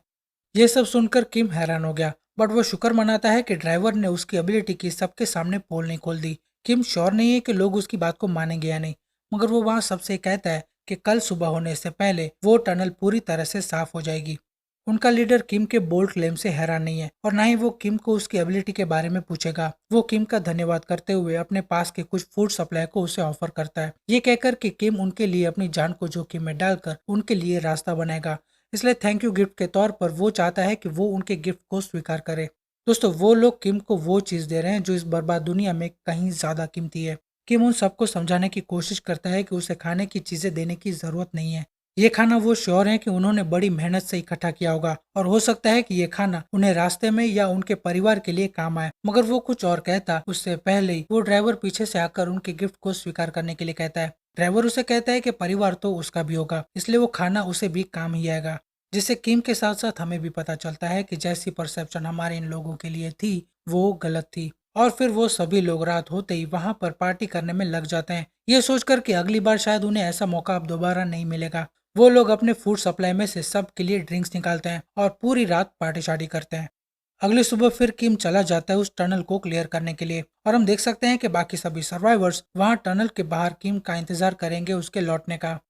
नए चैप्टर की शुरुआत होती है एक छोटी सी बैक स्टोरी के साथ, जहां हम किम को अपनी बहनों से लड़ता हुआ देख सकते हैं और उसके पिता बच्चों को समझाने के बजाय उनके आपसी मनमुटावों को एडमायर करते हैं, क्योंकि वो अपने पेरेंट्स के इकलौते हैं, जिससे कि उन्हें कभी मौका ही नहीं मिला अपने किसी भी सिबलिंग्स के साथ इस तरह क्लोज रहने का। ये सारे किम के बचपन के वो कुछ पल हैं जो उसे आज भी याद आते हैं। ये सारा कुछ तब शुरू हुआ जब उन सर्वाइवर्स का लीडर नशे की हालत में धुत अपने बच्चे और परिवार को याद कर रहा था। रात को पार्टी खत्म हो जाने के बाद ड्राइवर जब किसी वजह से नींद से उठा तो तब उसे पता चलता है कि किम वहां पर बाकियों के साथ नहीं था। वो उसे ढूंढने के लिए बाहर जाता है और तब वो देखता है कि किम वहां व्हीकल्स में कुछ भर रहा है। वो उसके पास जाता है और उससे पूछता है कि वो इतनी रात को सोने के बजाय यहाँ पर क्या कर रहा है। ड्राइवर ने जब उस ट्रक के अंदर झांक कर देखा तो तब वो हैरान हो गया। उस ट्रक के अंदर किम ने साइकिल के साथ साथ ढेर सारा सामान भर दिया है, जिसे देखकर वो चौंक गया। दरअसल किम ने ट्रक में बहुत सारा खाना और बाकी कुछ जरूरी चीजें भर के रखी हैं। और दोस्तों, इतना ही नहीं, ये तो सिर्फ एक ही ट्रक है, उसने वहां पड़े बाकी सारे ट्रक्स में भी ऐसा ही किया है। किम ने लॉजिस्टिक्स के खाने को उन सभी 15 ट्रकों में भर के लोड कर दिया है। शायद इसलिए क्योंकि किम उन पर भरोसा ना करने के लिए खुद को गिल्टी महसूस कर रहा था, क्योंकि किम ने अब तक उनकी अच्छाई को एक्नॉलेज ही नहीं किया और इसलिए शायद उसे लगा कि उसे उन सब की मदद करनी चाहिए। फ्लैशबैक खत्म होते ही हम देखते हैं कि किम वहाँ मॉन्स्टर से लड़ रहा है और लड़ते लड़ते हमें पता चलता है कि उसका ओरिजिनली प्लान ये था कि वो बाकियों को भी उनके अपने अपने सप्लाईज के साथ अपनी फैसिलिटी में रखना चाहता था। मगर ड्रोन कहता है कि उसे ऐसा कुछ करने के लिए सबसे पहले उसे अपने सब स्पेस का लेवल बढ़ाना होगा। लेवल 2 हासिल करने के बाद ही वो अपनी फैसिलिटी में 20 लोगों को रख पाएगा। लेकिन ये इतना आसान नहीं है, क्योंकि फैसिलिटी का लेवल बढ़ाने के लिए उसे 100 पत्थरों की जरूरत है। अगर वो इस टनल के सारे मॉन्स्टर्स को हरा भी देगा तब भी उसके पास इतने पत्थर नहीं होंगे कि वो फैसिलिटी के लेवल को बढ़ा सके। जिसका मतलब ये है कि फिलहाल के लिए तो वो अपने प्लान के मुताबिक नहीं चल सकता। मगर वो जानता है कि आज नहीं तो कल किसी भी तरह से जल्द उसे फैसिलिटी का लेवल बढ़ाना ही होगा, क्योंकि उसका प्लान आज भी वही है जो पहले था, और वो है अपने पूरे परिवार को फैसिलिटी में जगह देना। फिर हम देखते हैं कि किम टनल को साफ करने के बाद बाहर आता है, जिसके बाद वो लीडर अपनी एक छोटी सी स्पीच देता है जिसमें वो कामना करता है कि सभी लोग सुरक्षित रूप से अपनी अपनी मंजिल पर पहुंच जाएं। किम उन सबको अलविदा कहता उससे पहले वो सबसे कहता है कि अगर उनमें से कोई रास्ते में कहीं किसी मुसीबत में पड़ जाए तो वो लोग अपने अपने ट्रकों के अंदर जो उसने सामान रखे हैं उसे वो लोग चेक कर लें। उसे विश्वास है कि उसकी चीजें कहीं ना कहीं सबके काम जरूर आएंगी। जिसके बाद वो सब लोग अपने अपने रास्ते निकल जाते हैं। दोस्तों, फिर अगले पैनल में हमें पता चलता है कि किम ने उस टनल में एक ऐसे मॉन्स्टर को देखा था जो बाकियों से कहीं ज्यादा बड़ा और दिखने में अलग था। मगर किम उस मॉन्स्टर को मार पाता उससे पहले वो वहां से कुछ और मॉन्स्टर्स के साथ वहां से भाग गया। वो रास्ते में इसी सोच में पड़ा था कि वो मॉन्स्टर इतना अलग क्यों था। शायद वो मॉन्स्टर बाकियों के मुकाबले अडल्ट होगा, या फिर हो सकता है कि वो उस पैक का लीडर हो। किम सोच में पड़ा ही था कि ड्राइवर एक झटके के साथ अपनी गाड़ी को रोक देता है। वो लोग देखते हैं कि उनके आगे का रास्ता ब्लॉक है। ऐसा लग रहा है जैसे मिलिट्री ने यहाँ पर जानबूझकर फेंसेस लगवाए हैं। ड्राइवर सजेस्ट करता है कि उन्हें दूसरे रास्ते से जाना होगा, मगर वो लोग वहां से रिवर्स गियर लगा के वहां से निकल पाते उससे पहले किम को वहां कुछ दिखाई देता है। वो 4 पैरों पर चलने वाले मॉन्स्टर्स को देखते हैं। किम देखता है कि साइड वॉक पर इनफ जगह है उनके ट्रक के लिए। वो ड्राइवर से कहता है कि हम यहीं से जाएंगे। एक तरफ ड्राइवर शॉक में था तो दूसरी तरफ किम बड़ा ही खुश था, मानो जैसे उसे पत्थर जमा करने की कोई खान मिल गई हो। बट वेट, हमें दिखता है कि वहां पर उन कुत्तों के साथ एक और मॉन्स्टर भी है जो वहां उनसे लड़ रहा है। ये देखकर किम को कुछ आइडिया आता है। वैसे उसका आइडिया है तो बड़ा सिंपल, बट ऐसे मौके पर शायद उसे लगता है कि वो असरदार होगा। उसका आइडिया ये है कि जब तक वो मॉन्स्टर्स आपस में लड़ रहे हैं तब तक वो लोग वहां से साइड से निकल जाएंगे, और जब उनमें से कोई एक मॉन्स्टर दूसरे को हरा देगा तो तब वो लोग रोड क्रॉस करने के बाद वापस आकर बाकियों को मार देंगे। और दोस्तों जैसा उन्होंने सोचा था ठीक वैसा ही हुआ। वो लोग रोड क्रॉस करने के बाद थोड़ा सा आगे जाकर रुक गए और वो देखते हैं कि उन कुत्तों ने अपनी संख्या का फायदा उठाते हुए उस ऑर्क मॉन्स्टर को हरा दिया है, जिसके बाद अब किम को सिर्फ उन कुत्तों का ही सामना करना है। उस ऑर्क से उन कुत्तों का ध्यान भटकाते हुए किम उन पर हमला कर देता है। दोस्तों किम उस पर रेफ्रिजरेटर फेंक के मारता है। वैसे वो चाहता तो कुल्हाड़ियों का भी इस्तेमाल कर सकता था, बट वो कुत्ते तेजी से उसके अटैक को डॉज करने में माहिर हैं, इसलिए अपने काम को एफिशिएंट तरीके से पूरा करने के लिए वो उन पर रैपिड फायर रेफ्रिजरेटर स्पैम करता है, क्योंकि वो समझ गया कि फ्रिज का वजन ही काफी है इन कुत्तों को हराने के लिए। हम देख सकते हैं कि वो वहां बस खड़े खड़े उबासियां खा रहा है, जबकि दूसरी ओर फैसिलिटी के अटैक की वजह से कुत्ते लेफ्ट एंड राइट गिर रहे हैं। वहाँ ये सब होता देख ड्राइवर की क्या शक्ल थी हम देख ही सकते हैं। उसे लगा था कि किम सिर्फ कुल्हाड़ियां ही फेंक सकता है, उसके लिए ये आंखों देखा हाल पचा पाना मुश्किल हो रहा था। किम देखता है कि ड्राइवर किसी सोच में पड़ा हुआ है। जब ड्राइवर ने उससे पूछा कि इतना सारा सामान किसी एक लॉजिस्टिक सेंटर में कैसे हो सकता है, तो तब वो ये कंफर्म करके बताता है कि उसकी फैसिलिटी का कोई भी सामान खत्म नहीं हो सकता। जब तक पीछे क्लीनिंग का काम चालू है तब तक वो दोनों थोड़ा नाश्ता करने के लिए बैठ जाते हैं। खाते खाते फिर वो लोग आपसी बातों में लग गए। किम उससे कहता है कि जब भी उसे किसी चीज की जरूरत पड़े तो तब वो उसे बता सकता है, बट ड्राइवर को अब कुछ भी नहीं चाहिए। दरअसल वो खुश है क्योंकि सामने का ब्रिज क्रॉस करते ही 1 घंटे में वो अपने घर पहुंच जाएगा। वो बस यहाँ प्रे करता है कि सारे के सारे सुरक्षित हों एंड मोस्ट ऑफ ऑल जिंदा हों। ड्राइवर को इतना इमोशनल होता देख किम उसे कुछ कपड़े ऑफर करता है, ये कहकर कि वो अपने परिवार से ऐसे खून वाले कपड़े पहनकर नहीं मिलना चाहेगा, और वैसे भी पीछे क्लीनिंग का काम खत्म होने में थोड़ा वक्त लगेगा, तो किम को लगता है कि ऐसे में उसे अपने परिवार से मिलने की तैयारी करनी चाहिए। क्लीनिंग का काम खत्म होते ही वो लोग वहां से निकल जाते हैं। और दोस्तों ड्राइवर अपने परिवार से मिलने के लिए इतना उतावला था कि उसने 1 घंटे का सफर सिर्फ 20 मिनट में ही खत्म कर दिया, जिससे कि हमें पता चलता है कि ड्राइवर और किम अपने पहले डेस्टिनेशन पर पहुंच चुके हैं, और सफर की वजह से किम की क्या हालत हो गई है हम देख ही सकते हैं। दोस्तों ड्राइवर वहां नोटिस करता है कि बिल्डिंगों की हालत क्या हो रखी है। एक तो ये एरिया पहले से ही बहुत पुराना है, और ऊपर से महामारी ने इस एरिया की हालत बद से बदतर कर दी है। मगर यहाँ पर उसे शहर की तरह कहीं भी कोई शव दिखाई नहीं दिया है, तो हो सकता है कि ये एरिया फिलहाल मॉन्स्टर्स के हमलों से सुरक्षित हो। वो बस होप करता है कि उसका परिवार घर पर सही सलामत हो। 1 घंटे का सफर महज 20 मिनट में पूरा करने के बाद वो लोग फाइनली अपने पहले डेस्टिनेशन पर पहुंच चुके हैं। मगर ऐसा लग रहा है कि ड्राइवर अभी भी तैयार नहीं है दरवाजे की घंटी बजाने के लिए। हो सकता है उसे यहाँ बुरे बुरे ख्याल आ रहे हो। वो नहीं जानता कि वो खुद को कैसे प्रिपेयर करे, तो इसलिए किम आगे बढ़ता है और ड्राइवर की घबराहट को देखकर वो कहता है कि अगर वो चाहे तो उसके बदले में वो डोरबेल बजा सकता है। किम जानता है कि ड्राइवर तैयार नहीं है अपने परिवार के लोगों की लाशें देखने के लिए, इसलिए ड्राइवर के बदले में वो हिम्मत करके डोरबेल बजाता है। और दोस्तों जब दरवाजा खुला तो तब हम देखते हैं कि ड्राइवर का परिवार सही सलामत है, और उन्हें इस तरह जिंदा देखकर ड्राइवर की आंखें भर आईं और झपकते हुए वो अपनी वाइफ और बच्ची को गले लगा लेता है। बट फिर दोस्तों जब ड्राइवर किम को अपने परिवार से इंट्रोड्यूस कर रहा था तो तब पता नहीं क्या हुआ, किम की आंखों के सामने धुंधलापन छाने लगा, जिसके बाद वो वहीं घर के बाहर बेहोश हो जाता है। फिर दोस्तों किम को अपने परिवार से जुड़ी कुछ यादें याद आने लगती हैं। उसमें से कई सारी यादें अच्छी थी, कुछ बुरी थी, और कुछ ऐसी भी थी जिसने किम को जीवन का मतलब समझाया। दोस्तों ये शायद उस पल की याद है जब किम की दादी गुजर गई थी। वो अपने पिता से पूछता है कि वो क्यों नहीं रो रहे बाकियों की तरह, जिसके जवाब में उसके पिता कहते हैं कि ऐसा नहीं है कि मैं निराश नहीं हूँ। वो कहते हैं कि उससे कहीं ज्यादा मैं शुक्रगुजार हूँ। वो अपनी बात को आगे बढ़ाते हुए कहते हैं कि ऐसा जरूरी नहीं है कि हमें हर वक्त ही किसी के जाने का दुख हो, क्योंकि जो वक्त उन्होंने साथ में बिताया है, उनके जाने के बाद जब आप उन पलों को फिर से याद करते हैं तो आपके अंदर कई सारी भावनाएं जाग जाती हैं। तो ऐसे में वो मानते हैं कि उनके जाने के बाद उन्हें गम से भरी नजरों से विदा करना ठीक नहीं होगा, अगर आप सचमुच में उस व्यक्ति की परवाह करते हैं तो। और किम के पिता का मानना है कि प्यार का लेन देन कभी आसान नहीं होता, क्योंकि वो एक इंसान के तौर पर किसी भी दूसरे इंसान के जज्बातों को तोल नहीं सकते। फिर हमें वो भी दृश्य दिखाए जाते हैं जहाँ किम की बड़ी बहन उसे बुल्ली कर रही है, जिसे देखकर उसके पिता किम को समझाते हैं कि उसे अभी शायद पता नहीं चल रहा होगा, बट ये भी एक प्यार ही है। हमें पता चलता है कि किम बचपन में लगातार दूसरों से बुल्ली होता रहा है, फिर चाहे वो मिडिल स्कूल हो या फिर हाई स्कूल हो, लेकिन हर बार उसे बचाने के लिए बीच में उसकी बड़ी बहन आ जाती थी। ये वही बहन है जिसे बचपन में बॉक्सिंग क्लब या स्पोर्ट्स क्लब जाना पसंद था। यानी उसकी पहली बड़ी बहन स्मार्ट और इंटेलिजेंट थी, तो वहीं उसकी दूसरी बहन लड़कों वाले शौक रखती थी। किम को हर वो पल याद आते हैं जो उसने अब तक जिए, यानी स्कूल से लेकर हाई स्कूल का सफर, फिर उसका अपने परिवार के साथ बैठकर हर रोज डिनर करना, यहाँ तक कि उसका मिलिट्री को ज्वाइन करना भी, जहाँ वो खुद को हमेशा ही अकेला पाता था। फिर दोस्तों किम होश में आता है। जहां हम देख सकते हैं कि घबराहट के मारे उसके चेहरे से पसीना निकल रहा है। वो तुरंत ही फैसिलिटी से कुल्हाड़ी उठाता है, ये सोचकर कि कहीं आसपास कोई मॉन्स्टर्स तो नहीं। मगर जब वो शांत हुआ तो तब वो सामने ड्राइवर के परिवार को देखता है, जो वहाँ डाइनिंग टेबल पर कुछ खाने के लिए बैठे हुए हैं।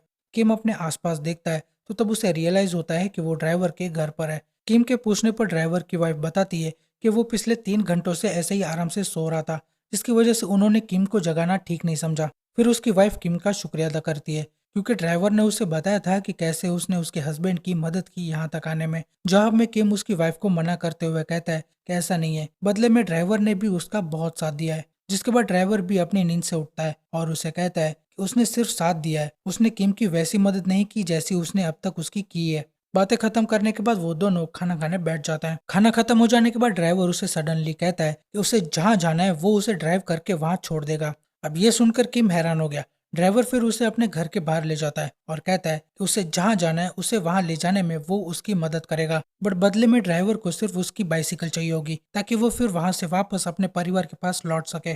किम समझ नहीं पा रहा है कि ड्राइवर उसे उसको ले जाने के लिए इतना इंसिस्ट क्यों कर रहा है। किम ने उसे लंबे समय तक चल सके उतना सप्लाई पहले ही दे दिया है, और अब तो वो अपने परिवार के पास भी पहुंच गया है। वो चाहे तो यहाँ अपने परिवार के पास रह सकता है, बट बजाय इसके वो उसे उसके घर छोड़ना चाहता है। जब किम ने ड्राइवर से इसकी वजह पूछी तो तब वो ड्राइवर कहता है कि वो ऐसा सिर्फ इसलिए कर रहा है क्योंकि किम ने उसकी जान बचाई है, और इतना ही नहीं, उसने उसे अपने परिवार से मिलने का भी मौका दिया।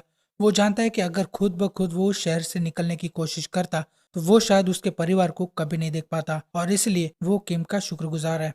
और तो और उसकी वाइफ ने भी ड्राइवर को कहा था कि इस मुश्किल की परिस्थिति में वो अकेले नहीं है। जैसी परिस्थितियां उनके लिए हैं वैसे ही किम के लिए भी हैं। अपनी वाइफ की बातें सुनकर ड्राइवर भी मोटिवेट हो गया। वो जानता है कि उसकी तरह किम भी अपने परिवार से मिलने के लिए ही निकला है।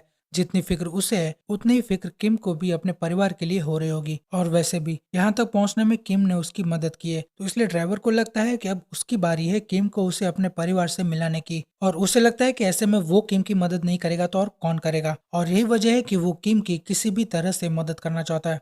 ड्राइवर की ये बातें सुनकर ऐसा लगता है कि वो ड्राइवर को लेकर थोड़ा कॉन्फिडेंट हो गया है। इसलिए किम सबसे पहले उसे अपनी फैसिलिटी के कुछ स्किल्स के बारे में बताता है, और ये भी कि कैसे उसकी फैसिलिटी की सारी आइटम्स डुप्लीकेट हो सकती हैं। जिसके बाद वो ड्राइवर से कहता है कि वो वहां तक अकेले नहीं जा सकता, उसे अपने परिवार से मिलने के लिए उसे उसकी जरूरत होगी। वो कहता है कि वो एक बार अगर अपने सब स्पेस के लेवल को बढ़ा लेगा तो तब वो सिर्फ उसे ही नहीं बल्कि उसकी वाइफ और बच्ची को भी सुरक्षित रख पाएगा। दोस्तों, इसका मतलब ये है कि किम ने ड्राइवर और उसके परिवार को इनवाइट किया है आकर उसके सब स्पेस में रहने के लिए, ताकि ड्राइवर अपने परिवार की फिक्र किए बिना ही किम को उसकी मंजिल तक पहुंचा सके। किम ड्राइवर को वादा करता है कि अगर वो उसे उसके परिवार से मिलाने के लिए उसकी मदद करेगा तो बदले में वो उसे और उसके परिवार को सुरक्षित रखेगा। और यह सुनकर ड्राइवर भी खुश हो गया, क्योंकि वो जानता है कि इससे अच्छी डील उसे इस बर्बाद दुनिया में कभी नहीं मिल सकती। फिर दोस्तों हम देख सकते हैं कि किम 100 पत्थरों का इस्तेमाल करके अपने सब स्पेस के लेवल को बढ़ा देता है। जिसके बाद हमें पता चलता है कि जहां पहले उसे मेंटेनेंस के लिए सिर्फ एक पत्थर चाहिए होता था, वहां अब उसे 6 पत्थर चाहिए होंगे, जो उसकी फैसिलिटी को सिर्फ 24 घंटे तक ही पावर दे पाएगा। दोस्तों, फिर एक और नोटिफिकेशन खिड़की किम को दिखती है, जिसमें लिखा है कि वो एक बार और अपनी सब स्पेस की एबिलिटी का इस्तेमाल करके किसी आइटम को स्टोर कर सकता है। और तो और उसकी कुछ एबिलिटीज की इन्हेंसमेंट भी अब अपग्रेड के साथ अवेलेबल है। अब इसका मतलब क्या है ये यहाँ पर क्लियर नहीं है, बट अगले पैनल में हम देख सकते हैं कि ड्राइवर और उसका परिवार किम की फैसिलिटी में एंटर करते हैं। दोस्तों, ड्राइवर और उसका परिवार हैरान हो गए इस पूरी फैसिलिटी को देखकर। जिसके बाद किम उन्हें कहता है कि इस पूरी फैसिलिटी में अगर इन्हें किसी भी चीज की जरूरत हो तो वो पैक्स नाम की इस रोबोट से पूछ ले, वो इन्हें वो सारी चीजें ला कर देगा जिनकी उन्हें जरूरत होगी। जिसके बाद वो ड्राइवर से कहता है कि हम अब अगले 30 मिनट में यहाँ से निकल जाएंगे। तो वो चाहता है कि ड्राइवर थोड़ा सा आराम कर ले, क्योंकि वो दोनों पिछली रात से ही मेहनत कर रहे हैं। दोस्तों, अगले चैप्टर की शुरुआत होती है कुछ रिप्लेस के साथ, जहां हमें फिर से सिस्टम और फैसिलिटी का रनडाउन दिया गया है, जिसके डिटेल में हम नहीं जाएंगे। बट जब किम यूं ही अपनी फैसिलिटी में चिल मार रहा था तो तब हमें पता चलता है कि लेवल अप हो जाने के बाद उसकी कुछ और स्किलें भी अनलॉक हुई हैं, जिसके मुताबिक अगर वो चाहे तो अपने सब स्पेस में किसी लैब को भी इंस्टॉल कर सकता है, जिससे कि वो अपने सब स्पेस के रजिस्टर्ड आइटम को कंबाइन, सेपरेट या ट्रांसफॉर्म भी कर सकता है। लेकिन उसके लिए उसे 50 मॉन्स्टर्स को मार कर उनसे पत्थर लेने होंगे। वैसे इसका असल में मतलब क्या है वो हमारा प्रोटैगनिस्ट भी नहीं जानता, बट फिर उसे एक और नोटिफिकेशन की खिड़की दिखती है जिसमें लिखा है कि किम एक बार और किसी ऑब्जेक्ट को अपने सब स्पेस में स्टोर कर सकता है। ये ठीक वैसी नोटिफिकेशन है जैसी किम को शुरुआत में मिली थी, जिसके बाद उसने एक पूरी लॉजिस्टिक बिल्डिंग को ही अपने सब स्पेस में स्टोर कर लिया था। जिससे दोस्तों हमें पता चलता है कि जो बिल्डिंग किम ने अपने सब स्पेस में स्टोर की थी वो एक्चुअली एक ऑब्जेक्ट है, ना कि उसके सब स्पेस का कोई हिस्सा। यानी जैसे जैसे वो लेवल अप होगा वैसे वैसे वो और भी कई सारी चीजों को, बड़ी वाली चीजों को स्टोर कर पाएगा। वो क्यूरियस है कि इस बार ऐसा क्या है जो उसे अपने सब स्पेस में स्टोर करना चाहिए। जिसके बाद दोस्तों पता नहीं उसे क्या सूझा कि वो सिस्टम से कहता है कि वो इस पूरी धरती को ही अपने सब स्पेस में स्टोर करना चाहता है। किम से कंफर्मेशन लेने के बाद सिस्टम उसे बताती है कि ऐसा पॉसिबल नहीं है फॉर सम रीजन। जिसके बाद वहां पर ड्राइवर आता है और साथ मिलकर वो लोग अपनी मंजिल तक पहुंचने का रास्ता तय करते हैं। जब किम ने उससे पूछा कि उसका प्लान तो उसकी बेटी के साथ खेलने का था, तो तब वो बताता है कि उसकी बेटी यहाँ थोड़ी देर खेलने के बाद ही सो गई। ऐसा लग रहा है जैसे वो घर के बजाय खुद को यहाँ सेफ महसूस कर रही है। जिसके बाद ड्राइवर किम को तहे दिल से थैंक यू कहता है, मगर हमारा प्रोटैगनिस्ट उसका थैंक यू नहीं लेता, ये कहकर कि हम दोनों यहाँ पर सिर्फ एक दूसरे की मदद ही कर रहे हैं, जिसके लिए उसे थैंक यू कहने की जरूरत नहीं है। जिसके बाद वो दोनों वहां से फिर तेजी से निकल जाते हैं। तेजी से मतलब बहुत तेजी से। वो ड्राइवर गाड़ी को भगाए जा रहा था बिना ये सोचे कि किम को ये पसंद है भी या नहीं। दरअसल उसे लगता है कि यही एक रास्ता है जिससे कि वो किम की किसी तरह मदद कर सकता है। और सिचुएशन अब तो ये हो गई है कि हमारा प्रोटैगनिस्ट अपने आंसू भी नहीं छिपा पा रहा है। मगर दोस्तों इनका सफर ज्यादा लंबा नहीं चला, क्योंकि वहां से बाहर निकलते ही उन्हें एक बार फिर किसी तरह के बैरिकेड्स दिखाई देते हैं। और ये ऐसे वैसे बैरिकेड्स भी नहीं है, ये मिलिट्री लेवल के बैरिकेड्स हैं जहाँ गाड़ियों को रोकने के लिए स्पाइक्स भी लगाए गए हैं। वैसे वहां उस एरिया में एक मिलिट्री बेस है तो, पर यहाँ पर उन्हें मिलिट्री का कोई भी बंदा दिखाई नहीं दे रहा है। तो किम थोड़ा सस्पिशियस हो पाता उससे पहले ही वो देखता है कि पीछे से एक मिलिट्री का ट्रक उनकी तरफ तेजी से आ रहा है, मगर उस ट्रक में लोग मिलिट्री के नहीं लग रहे हैं। ऐसा लग रहा है जैसे उन लोगों की काफी पहले से ही उन पर नजर थी। अब देखो वो लोग क्या चाहते हैं ये तो एकदम ही क्लियर है इस पॉइंट पर, बट फिर भी वो लोग इन्हें अवॉइड नहीं कर सकते। तो किम सबसे पहले ड्राइवर को फैसिलिटी में भेज देता है, शायद इसलिए क्योंकि वो उन लोगों से अकेले ही निपटने की सोच रहा है। क्योंकि किम समझता है कि अगर वो लोग इन्हें मारना ही चाहते तो कब का दूर से ही मार चुके होते। किम यहाँ उम्मीद कर रहा है कि इनके पास भी कुछ ऐसा होगा जो उनके काम आएगा। वो लोग किम के पास आते ही सबसे पहले उसे पीछे का दरवाजा खोलने के लिए कहते हैं। जब उन बैंडिट्स को पता लगा कि ट्रक के पीछे ढेर सारा खाने का सामान है तो उनकी आंखें चमक गई। उन्हें लगा कि उनके हाथों कोई बहुत बड़ा जैकपॉट लग गया है। और वो किम से कहते हैं कि ये सारा सामान अब उनका है। और दोस्तों किम और उन चोरों की कन्वर्सेशन कहाँ तक जाएगी इसका अंदाजा मुझे भी नहीं था। जब उन्होंने किम को पूछा कि उसके पास ये सारा सामान कहाँ से आया, तो वो बिना हिचकिचाए उनसे कहता है कि वो ये सारा खाना किसी लॉजिस्टिक सेंटर से यहाँ लेकर आया है। अगर वो इन्हें उस लॉजिस्टिक सेंटर का पता बता भी देगा तो फिर भी वो लोग वहां तक नहीं पहुंच पाएंगे, क्योंकि वहां के रास्ते या तो ब्लॉक हैं या तो फिर नष्ट हो चुके हैं। बट फिर वो कहता है कि अगर वो चाहें तो उनके लिए और भी खाना वो लेकर आ सकता है। और दोस्तों ये सुनते ही उस चोर के एक्सप्रेशंस बदल गए। वो सीरियस होते हुए किम से पूछता है कि वो उनके लिए और कितना सामान लेकर आ सकता है। उनका जवाब देते हुए किम कहता है कि वो लोग जो अपने सामने उसके ट्रक में देख रहे हैं वो सिर्फ एक छोटा टुकड़ा है। जिसके बाद वो लोग किम को उसके पेट में पंच मारकर उसके सर पे काला कपड़ा डालकर उसे ले जाते हैं अपने बॉस के पास। अगले पैनल में हम देखते हैं कि वो चोर अपने बॉस को किम के बारे में और उसने जो कहा है उसके बारे में उन्हें बताते हैं। किम के सर से काला कपड़ा हटने के बाद हम किसी किंग पिन टाइप के बंदे को उसके सामने कुर्सी पर बैठा हुआ देख सकते हैं, जिसके हाथ में कई सारे टैटूज भी हैं। वो किम से डायरेक्टली पूछता है कि उसके पास जो भी सारा कुछ सामान है वो किम किस लॉजिस्टिक सेंटर से यहाँ लेकर आया है। जिसके बाद किम उस लॉजिस्टिक सेंटर का नाम उन्हें बताता है। जब किम ने उससे पूछा कि वो लोग उसे कहाँ लेकर आए हैं, तो तब वो टैटू वाला बताता है कि वो लोग कम्युनिकेशन हेडक्वार्टर्स में है, जो दुनिया के बर्बाद होने से पहले एक मिलिट्री बेस हुआ करता था। हालांकि वो टैटू वाला बंदा खुद भी एक मिलिट्री ऑफिसर था, बट उसे कई सालों पहले उसे उसकी सर्विस से छुट्टी मिल चुकी थी, इसलिए उसे नहीं पता था कि इस बेस का क्या हुआ है। उसके बाद वो बाहर की तरफ इशारा करते हुए कहता है कि ये हर रोज शाम के 6 बजे यहाँ इस बेस पर आता है। किम अपनी नजर बाहर की तरफ घुमाता उससे पहले उसे उस मॉन्स्टर की आवाज सुनाई देती है। जब उसने बाहर देखा तो तब वो एक विशाल काय वाइवन मॉन्स्टर को देखता है। दोस्तों वो मॉन्स्टर इतना ताकतवर है कि उसे यहाँ की मिलिट्री ने भी गन्स का इस्तेमाल करके उसे मारने की कोशिश की, मगर वो सारे नाकामयाब हुए। जिसके बाद उन्हें अपनी कई सारी मिलिट्री सोल्जर्स गंवाने पड़े। जिसके बाद वो लोग बाहर से मर्सिनरीज को हायर करने लगे इस मॉन्स्टर को हराने के लिए। मगर जब इस टैटू वाले ने यहाँ आकर देखा कि इस बेस की मिलिट्री बहुत कमजोर हो चुकी है, तो तब उसने ही मौके का फायदा उठाते हुए इस पूरे बेस को अपने कंट्रोल में ले लिया। और अब शायद एक ही सोल्जर बचा है जिसकी उन्होंने ये हालत कर दी है।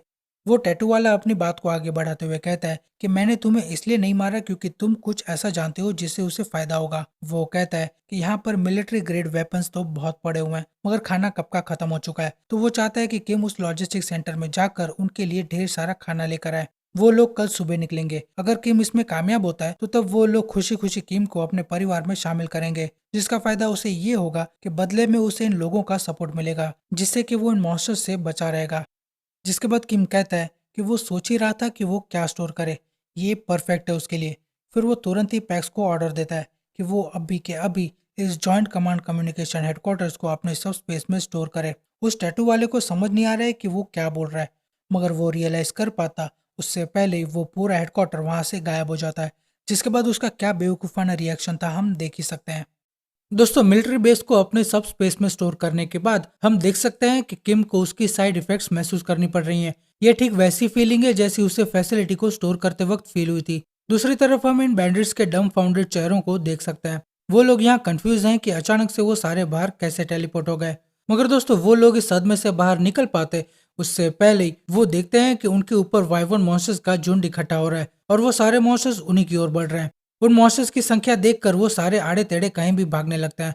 हालांकि उनका लीडर उन पर हमला करने के लिए उन्हें कहता तो है, बट वो सारे इतने डरे हुए हैं कि उन्हें उन मॉन्स्टर से भागने के अलावा और कोई भी रास्ता दिखाई नहीं दे रहा है। और उनका लीडर भी वहां से भाग पाता उससे पहले ही एक बड़ा सा वाइवन मॉन्स्टर उसका रास्ता रोक लेता है। और हम पीछे बैकग्राउंड में देख सकते हैं कि इस कंफ्यूजन का फायदा उठाकर किम उस घायल बंदे को लेकर फैसिलिटी में चला जाता है। बट किम ने जब पीछे मुड़कर देखा तो तब वो देखता है कि वो वाइवन मॉन्स्टर भी उसे तिरछी निगाहों से देख रहा था, मानो जैसे वो किम को डायरेक्टली चैलेंज कर रहा हो। लेकिन फिर हम अगले पैनल में देखते हैं कि वो बैंडिट्स का लीडर उस वाइवन मॉन्स्टर का सामना करने की कोशिश कर रहा है, लेकिन उसके पंचेस उस मॉन्स्टर पर उतने ही असरदार साबित हो रहे हैं जितना साकुरा का बाल काटना असरदार हुआ था चूनिन एग्जाम्स में। फैसिलिटी में अंदर आने के बाद ड्राइवर ने जब उससे पूछा तो तब किम बताता है कि ये आदमी एक मिलिट्री का सोल्जर है जिसे ये गुंडे अक्सर टॉर्चर किया करते थे, जिससे कि उसकी हालत इस वक्त काफी नाजुक हो रखी है। जिसके बाद वो दोनों उस आर्मी सोल्जर को अपनी फैसिलिटी में बेड पर सुला देते हैं। उस बंदे को सुलाने के बाद ड्राइवर हमारे मेन कैरेक्टर को पूछता है कि सडनली एक बहुत बड़ी सी इमारत यहाँ किसी तरह प्रकट हो गई है, तो क्या किम इस बारे में कुछ जानता है? अगले पैनल में हम देखते हैं कि उस बिल्डिंग को देखकर किम का भी मुंह खुला का खुला रह गया, जो दर्शाता है कि उसने भी इतनी बड़ी बिल्डिंग की उम्मीद नहीं की थी। किम बताता है कि लुटेरे उसे जब वहां ले गए थे तो तब उसकी आंखों पर पट्टियां लगी हुई थी, जिसकी वजह से वो समझ नहीं पाया कि वो जिस बिल्डिंग में घुसा है वो बिल्डिंग कितनी बड़ी है। जिसके बाद वो ड्राइवर को उस घायल बंदे पर नजर रखने के लिए कहता है और वो निकल जाता है अपने सब स्पेस की नई बिल्डिंग को देखने के लिए। किम यहाँ मिलिट्री बेस को स्टोर करने पर बहुत खुश हो रहा है, क्योंकि वो समझ सकता है कि इस बर्बाद दुनिया में मिलिट्री की गाड़ियां और बंदूकें कितना अहम किरदार निभा सकती है उनके सर्वाइवल में। मगर यहाँ किम के सामने प्रॉब्लम ये है कि ठीक फैसिलिटी की तरह वो इस मिलिट्री बेस को कंट्रोल नहीं कर सकता, क्योंकि उसे लगता है कि वहाँ फैसिलिटी में सारा काम पैक्स खुद ही कर देता है। तो ऐसे में अगर उन्हें इमरजेंसी सिचुएशन के दौरान अगर किसी गन की जरूरत पड़ गई तो उन्हें खुद ही ढूंढकर निकालनी होगी, जो फिलहाल एक बहुत बड़ी परेशानी है। और अधूरे में पूरा बाहर के मॉन्स्टर्स का सामना सिर्फ उसे अकेले को ही करना है, क्योंकि ड्राइवर को गन भी चलानी नहीं आती होगी, तो उसे लगता है कि ये सारा कुछ मैनेज करना आसान नहीं होगा।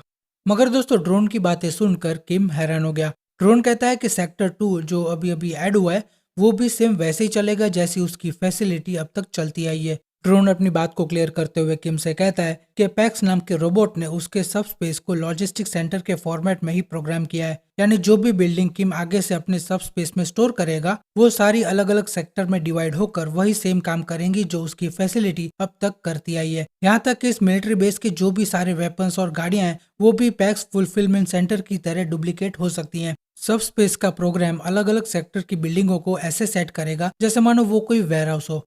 बट ये सब स्टार्ट करने से पहले किम को थोड़ा इंतजार करना पड़ेगा, क्योंकि पैक्स इस वक्त सेक्टर 2 की बिल्डिंग को प्रोसेस करने में व्यस्त है, जिसमें अच्छा खासा वक्त लग जाएगा। बट वो ड्रोन कहता है कि अगर किम फिलहाल इतना वेट नहीं कर सकता तो चाहे तो कुछ आइटम्स को प्रायोरिटी लिस्ट में ऊपर रखकर उन पर प्रोडक्ट कोड लगाकर किम उन्हें इस्तेमाल कर सकता है। अब क्योंकि दोस्तों पैक्स की वो प्रोसेसिंग अब तक 1% भी नहीं हुई है, तो उस ड्रोन को फिलहाल उसे क्या क्या चाहिए वो बता देता है, क्योंकि वो भूला नहीं है कि बाहर बहुत सारे वाइवन मॉन्स्टर्स जमा हो रखे हैं। तो अगर उन्हें यहाँ से आगे बढ़ना है तो सबसे पहले उसे उन मॉन्स्टर्स का सामना करना होगा। मगर उससे पहले वो ड्रोन को ऑर्डर देता है कि पैक्स की कमांड वो सिर्फ उसे ही दे। ऐसा नहीं है कि किम को ड्राइवर पर भरोसा नहीं है, मगर उसके साथ साथ इस वक्त वो मिलिट्री का बंदा भी है। वो नहीं चाहता कि इसका फायदा उठाकर उसे पैक्स के जरिए वेपन्स भी मिलते रहे। वो बस यहाँ कंसर्न है उस बंदे को लेकर। फिर दोस्तों, किम के पूछने पर हमें पता चलता है कि उस ड्राइवर को भी गन चलानी आती है, जिसने किम का सारा काम आसानी कर दिया। जिसके बाद किम और ड्राइवर पोर्टल के पास गन्स और बहुत सारी मैगजीन्स लेकर खड़े हो जाते हैं उन मॉन्स्टर्स का सामना करने के लिए। और किम के इशारा करते ही वो दोनों उन मॉन्स्टर्स पर अंधाधुंध गोलियां चलाना शुरू कर देते हैं। कई पैनल्स के बाद जब वो रुके तो वो देखते हैं कि मोस्ट ऑफ मॉन्स्टर्स जमीन पर बेजान पड़े हुए हैं। मगर किम देखता है कि उन मॉन्स्टर्स में वो बड़ा वाला मॉन्स्टर नहीं है जिसने उस लुटेरे को मारा था। अगले पैनल में हम देखते हैं कि वो बड़ा वाला मॉन्स्टर बड़ी होशियारी से उस पोर्टल के पीछे छुपा हुआ है और किम भी जानता है कि अगर वो बड़ा वाला मॉन्स्टर कहीं छिपा हुआ है तो वो जरूर उनकी बाहर निकलने की राह दिख रहा होगा। हालांकि वो उस बारे में भी श्योर नहीं है, किम ने तो यहाँ बस अंदाजा लगाया है। फिर वो दोनों उस मॉन्स्टर को बाहर निकालने का एक छोटा सा प्लान बनाते हैं। किम कहता है कि हम पहले रिमोट कंट्रोल वाली कार का इस्तेमाल करके पहले ये चेक करेंगे कि वो मॉन्स्टर वहां अभी भी मौजूद है या नहीं। अगर किम का अंदाजा सही निकला, यानी वो बड़ा वाला मॉन्स्टर अगर उनकी यहाँ से निकलने का वेट कर रहा है तो वो उसे देखते ही हमला कर देंगे। अगर वो वहां नहीं होगा तो वो लोग भी वहां से फिर कल्टी मार लेंगे।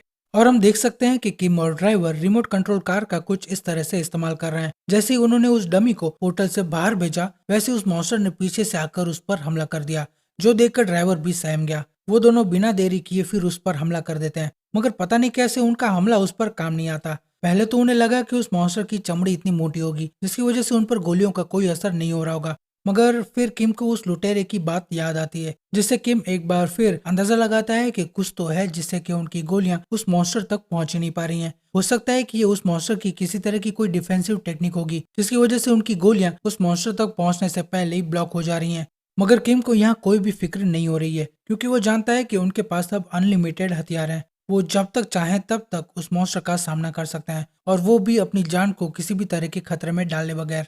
और फिर दोस्तों सेकेंड राउंड में किम उस पर सबसे पहले ग्रेनेड फेंकता है, जिसे देखकर किम समझ गया है कि ये ग्रेनेड्स कहीं कहीं काम आ रहे हैं। फिर किम उस वाइवन को चैलेंज करते हुए कहता है कि चलो देखते हैं कि तुम्हारा डिफेंस मजबूत है या उनका ऑफेंस। और इसी के साथ वो और ड्राइवर दोनों मिलकर ग्रेनेड्स फेंकना शुरू करते हैं। अब दोस्तों उन ग्रेनेड्स का कोई फायदा हुआ भी है या नहीं ये तो क्लियर नहीं है, बट उस वाइवन मॉन्स्टर के गुर्राने की आवाज सुनकर किम समझ जाता है कि वो अब चिढ़ा हुआ है, जिसके बाद वो मॉन्स्टर उन पर हमला करने की कोशिश करता है।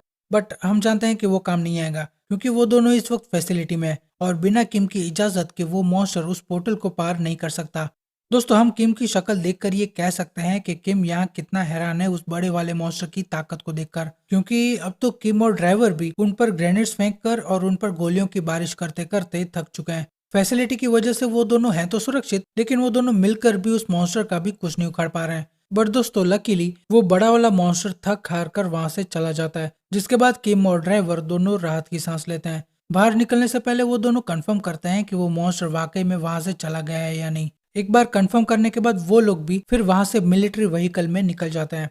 दोस्तों वो दोनों वहां से निकलने के बाद भी उस बड़े वाइवन मॉन्स्टर के सदमे से बाहर नहीं निकल पा रहे हैं। किम सोच भी नहीं पा रहा है कि अगर भविष्य में उनका पाला किसी उससे भी बड़े मॉन्स्टर से पड़ा तो वो लोग उसका सामना फिर कैसे कर पाएंगे, क्योंकि उस मॉन्स्टर पर ना तो गोलियां काम आ रही थी और ना ही ग्रेनेड्स, क्योंकि लगातार ग्रेनेड्स फेंकने के बाद भी वो लोग मॉन्स्टर को सिर्फ जरा सा ही घाव दे पाए थे। तो इसलिए किम सोच में पड़ गया कि क्या होगा जब उनके सामने कोई उससे भी बड़ा वाला मॉन्स्टर आ जाएगा। तो किम को लगता है कि शायद उसे और भी ज्यादा फायर पावर की जरूरत होगी, लेकिन ये भी बात है ना कि अगर वो लोग किसी ऐसे हथियार का इस्तेमाल करेंगे जिसका धमाका ग्रेनेड से भी ज्यादा होगा तो उसी धमाके की वजह से वहाँ आसपास के लोगों को भी खतरा हो सकता है। मगर ये भी कहना मुश्किल है कि वो धमाका उस जैसे मॉन्स्टर को मारने के लिए काफी होगा भी या नहीं, तो इसलिए ऐसा रिस्क लेना खतरनाक हो सकता है। क्योंकि दूसरों के नजरिए से अगर देखेंगे तो उस मॉन्स्टर से ज्यादा इंसानों को खतरा फिर किम के हथियारों से ही होगा, जिसकी वजह से लोग किम को ही मॉन्स्टर समझ बैठेंगे, जो वो बिल्कुल भी नहीं चाहता है। तो उसे कुछ ऐसा चाहिए जिससे कि वो मॉन्स्टर भी मर जाए और कोलेट्रल डैमेज भी ना हो,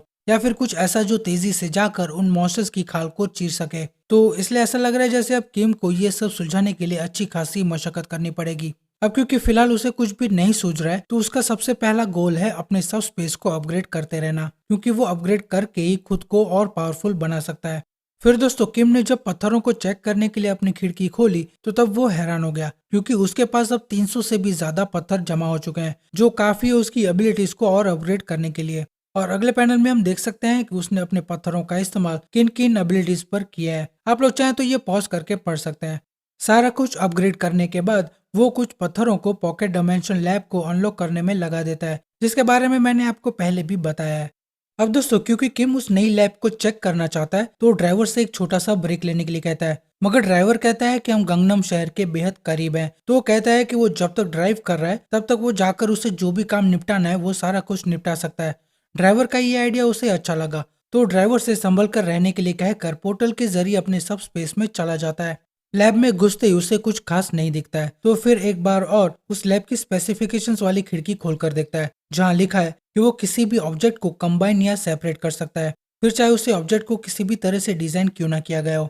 ये लैब उन सभी ऑब्जेक्ट्स की फिजिकल कंडीशंस को इग्नोर करके उन्हें कंबाइन कर सकता है, जिससे कि उस ऑब्जेक्ट की एफिशिएंसी भी बढ़ जाएगी। अब क्योंकि हमारा मेन कैरेक्टर समझदार है, तो समझ गया है कि ये लैब असल में क्या करती है, तो तुरंत ही ड्रोन को कहता है कि वो सारे ग्रेनेड्स को उनकी सेफ्टी पिंस और उसकी क्लिप्स को हटाकर उसे एक अलग प्रोडक्ट के तौर पर रजिस्टर करे। दोस्तों, उस ड्रोन के मुताबिक किम के सबस्पेस में जो भी चीजें हैं वो उनके डिजिटल फॉर्म में स्टोर की गई हैं। यानी इसका मतलब है कि जब तक किम उन चीजों को ऑर्डर नहीं करता तब तक वो सारी चीजें मटेरियलाइज नहीं होंगी। जिसका मतलब है कि इस लैब में किम ग्रेनेड्स की पिन निकालकर कहीं भी रख भी देगा तब भी वो ग्रेनेड्स नहीं फटेंगे, जब तक कि किम उन ग्रेनेड्स को अपने सबस्पेस के बाहर शिप नहीं कर देता।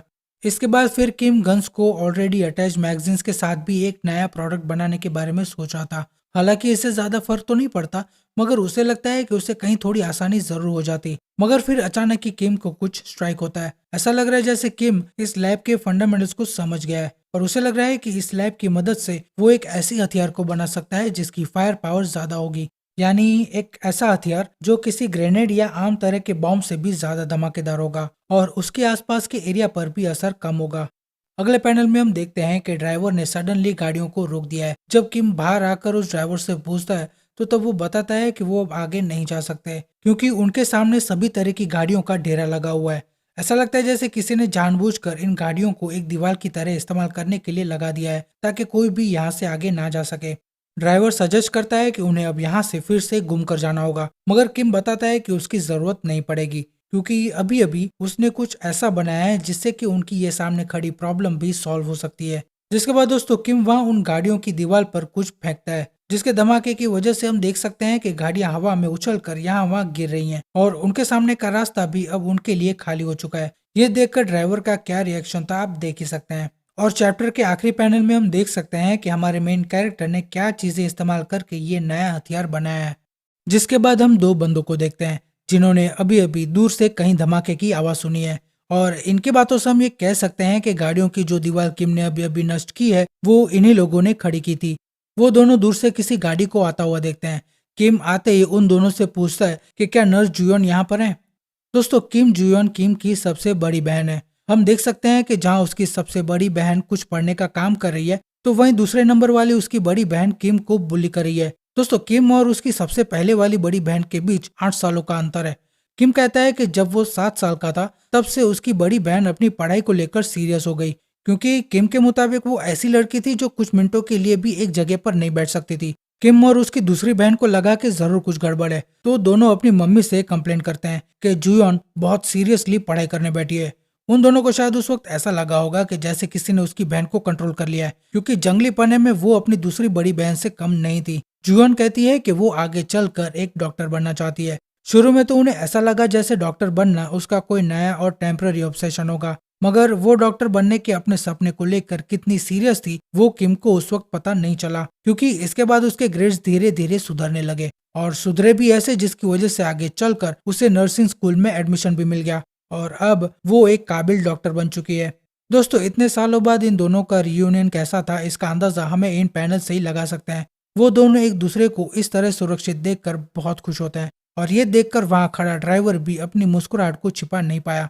जिसके बाद किम अपने आंसू पोंछते हुए अपनी बहन को ड्राइवर से मिलाता है और कहता है कि हमारे पास एक पेशेंट है। जब जुआन ने उससे पूछा कि कहाँ है तो बताता है कि वो इस वक्त यहाँ नहीं है, वो एक ऐसी जगह है जहाँ सिर्फ उसकी मर्जी चलती है, यानी उसके सबस्पेस में।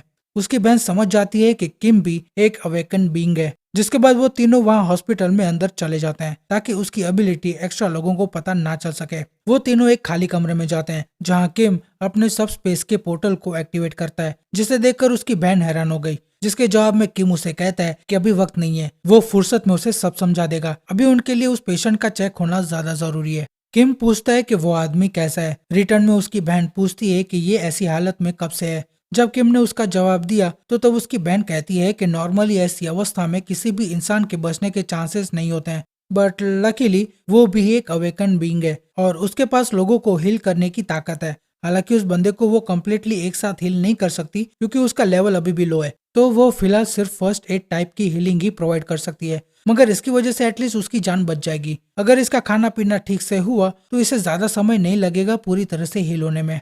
जिसके बाद किम अपनी बहन को थोड़ा टीज करता है पुरानी बातों को लेकर, जिसे सुनकर वो डेफिनेटली खुश तो बिल्कुल भी नहीं होती। इसके बाद फिर वो किम से सारा एक्सप्लेनेशन मांगती है, जिसे एक्सप्लेन करते हुए खाना खाते खाते किम वो सारी बातें बता देता है जो घटनाएं अब तक उसके साथ घटी। ड्राइवर की वाइफ सजेस्ट करती है कि उसने फर्स्ट फ्लोर पर एक लाउंज रेडी करवाया है उनके आराम करने के लिए, तो अगर वो चाहें तो खाना खाने के बाद आराम करने के लिए वहां जा सकते हैं। और फिर उसने सारा खाना पीना कहाँ पर रखा है वो बताकर ड्राइवर की वाइफ फिर वहां से चली जाती है।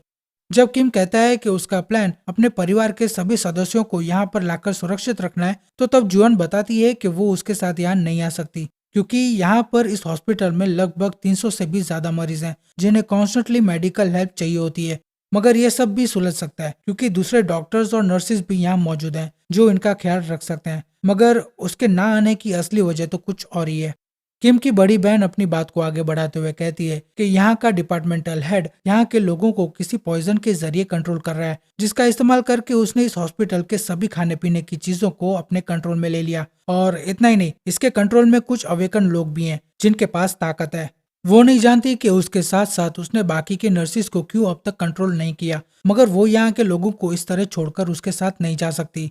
वो कहती है कि वो लगातार पत्थरों की खोज में लगी हुई है। उसे पूरा भरोसा है कि अगर एक बार वो अपनी एबिलिटी को अपग्रेड कर देगी तो वो उन लोगों को उस डॉक्टर के कंट्रोल से आजाद करवा सकती है, तो इसलिए वो किम के साथ नहीं आ सकती। वो कहती है कि वो अभी और इसी वक्त अपने मम्मी और पापा को मिलने निकल जाए, वो यहीं रहकर सरवाइव करने की कोशिश करेगी। मगर हम जानते हैं कि किम का क्या जवाब होगा। वो जुअन को मना करते हुए कहता है कि ये प्रॉब्लम उसकी एबिलिटी के सामने कुछ भी नहीं है। अब जैसा कि जुअन ने बताया कि उस डॉक्टर के पास ही पूरा कंट्रोल है इस हॉस्पिटल की दवाइयाँ और खाने पीने की चीजों का, तो इसे वो बड़ी आसानी से निपट सकता है। इनफैक्ट वो उसी के सामने अपनी एबिलिटी का इस्तेमाल करके दिखाता है कि वो क्या क्या कर सकता है। और हम देख सकते हैं कि किम ने अपने सब स्पेस के बहुत सारे खाने के सामान को बाहर शिप करवाया है।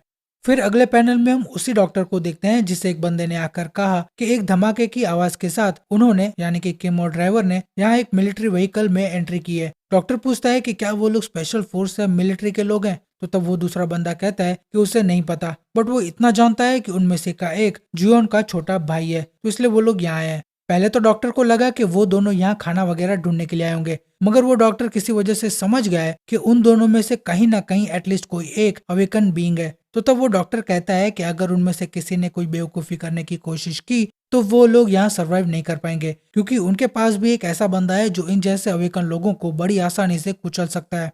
जिसके बाद डॉक्टर वहाँ खड़े किसी मसल मैन को उनका स्वागत करने के लिए कहता है, जो यहाँ दर्शाने के लिए काफी है कि डॉक्टर को यहाँ डर लग रहा है।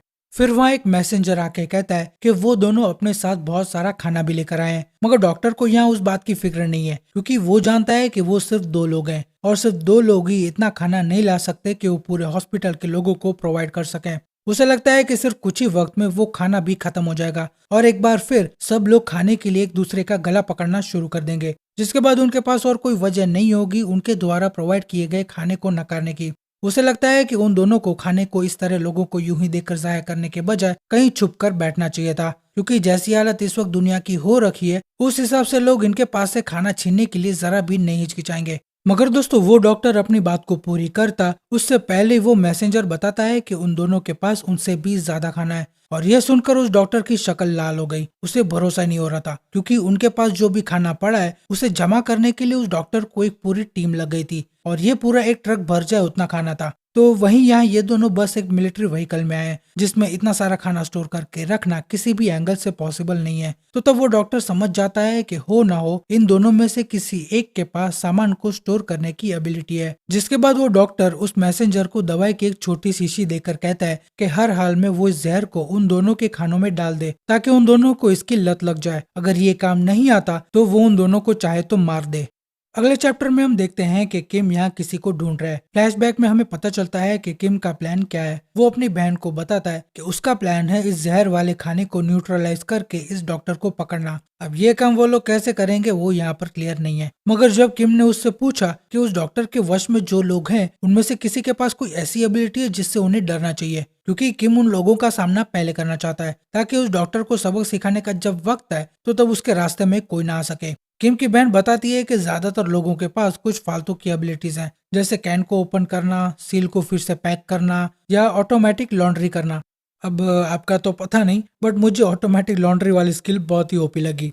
बट खैर, उसकी बहन बताती है कि इन सब के बीच एक ऐसा बंदा है जिससे शायद उसे डरना चाहिए, क्योंकि वो बंदा क्रेजी स्ट्रांग है। वो लोग जिस गाड़ियों वाली दीवार को तोड़कर यहाँ आए थे, वो दीवार उसी बंदे ने खड़ी की थी, और वो भी अपने हाथों से। तो वो कहती है कि अगर वो उससे कहीं टकरा गया तो उसे तुरंत ही पहचान लेगा, क्योंकि उसका साइज ही उतना बड़ा होगा। और अगले पैनल से हमें पता चलता है कि किम को उस बंदे से टकराने में ज्यादा वक्त नहीं लगा। वो बॉडी बिल्डर बिना हमारा वक्त जाया किए कहता है कि उसे उससे बात करनी है, जिसके बाद वो दोनों हॉस्पिटल के बाहर चले जाते हैं ताकि हॉस्पिटल के मरीजों को कोई डिस्टरबेंस ना हो। वो किम को दो चॉइस देता है, या तो वो ये दवाई खा ले या फिर उसके हाथों मर जाए। मगर किम बड़े ही शांत अंदाज में उसका मजाक उड़ाकर जवाब देते हुए कहता है कि वो थर्ड ऑप्शन को चुनेगा, जो है इस मसल मैन को यहीं बांधे रखना। और अपनी बेइज्जती सुनकर वो किम पर हमला कर देता है। उसे बचने के लिए किम सबसे पहले फैसिलिटी में चला जाता है, जहां से खड़े होकर वो उस पर कुछ बॉलिंग बॉल्स फेंक के मारता है। उसका ध्यान भटकने के बाद फिर किम उस पर ऊपर से बहुत सारे वेट्स डालता है। पहले तो खैर वो थोड़ा सामना करने की कोशिश करता तो है, मगर जब किम ने ऊपरा ऊपर उस पर हमला जारी रखा तो उसके बाद फिर उसने हार ही मान ली। उस मसलमैन को वेट्स की इन बड़ी बड़ी बिल्डिंग्स में ट्रैप करने के बाद वो फिर अपनी बहन को मिलता है, जो उसे ढूंढते हुए यहाँ आई थी। दरअसल किम ने अपनी बड़ी बहन को खाना डिस्ट्रीब्यूट करने के लिए भेजा था, ताकि इस हॉस्पिटल में मौजूद सभी को उस डॉक्टर के जहर वाला खाना खाना ना पड़े। किम जियोन को बताता है कि अभी अभी उसकी मुलाकात उस मसलमैन से हुई थी, जिसकी ताकत की वो बहुत तारीफ कर रही थी। और उसे ये भी बताता है कि कैसे उसने अपनी एबिलिटी का इस्तेमाल करके उस मसलमैन को वहां पर फंसा रखा है। फिर दोस्तों उसी वक्त वहां ड्राइवर आता है। वो बताता है कि किसी वजह से उसके सर में दर्द शुरू हो गया है। किम की बहन के लिए ये सिम्टम्स नए नहीं है। वो तुरंत समझ जाती है कि ये उसी ड्रग की वजह से हो रहा है जिससे ये लोग बाकियों को छुड़वाने की कोशिश कर रहे हैं। मगर ड्राइवर बताता है कि वो तो बस खाना डिस्ट्रीब्यूट कर रहा था, उसे नहीं याद कि उसने उस दौरान कुछ खाया भी हो। मगर फिर जुआन उसकी उंगली से खून निकलता हुआ देखती है, जिससे कि वो समझ गई कि किसी ने डिस्ट्रीब्यूशन के दौरान ही उसे ये घाव जानबूझकर दिया है। जिसके बाद किम जल्दबाजी करते हुए ड्राइवर को अपने सब स्पेस में ले जाता है उसकी जांच शुरू कराने के लिए। मगर पता नहीं कैसे उस सब स्पेस में कदम रखने के साथ ही उसके सर का दर्द खत्म हो गया। किम समझ जाता है कि ये उसी की एबिलिटी का नतीजा है। जिसके बाद किम अपने बिग ब्रेन का इस्तेमाल करते हुए उस मसल मैन को भी अपने सब स्पेस में भेजकर वापस बाहर फेंकता है। और जैसा हमारे प्रोटैगनिस्ट ने अंदाजा लगाया था, ठीक वैसे ही उस पर से उस डॉक्टर का कंट्रोल खत्म हो गया। जिसके बाद वो अपनी बीमार माँ को गले लगा लेता है, जिसके लिए वो बड़ी दूर से यहाँ हॉस्पिटल में आया था। जिसके बाद वो किम से आकर माफी मांगता है उसके बर्ताव के लिए, क्योंकि वो जानता है कि उसी की वजह से उसकी मेमोरीज वापस आ गई हैं। हालांकि पूरी तरह से तो नहीं, लेकिन आ गई हैं। जिसके बाद वो किम को कुछ ये बोलकर निकल जाता है। दोस्तों वो जा रहा है उस डॉक्टर से अपना हिसाब किताब चुकता करने के लिए, जिसने इतने वक्त तक उसे और उसकी बीमार मम्मी को उससे अलग रखा।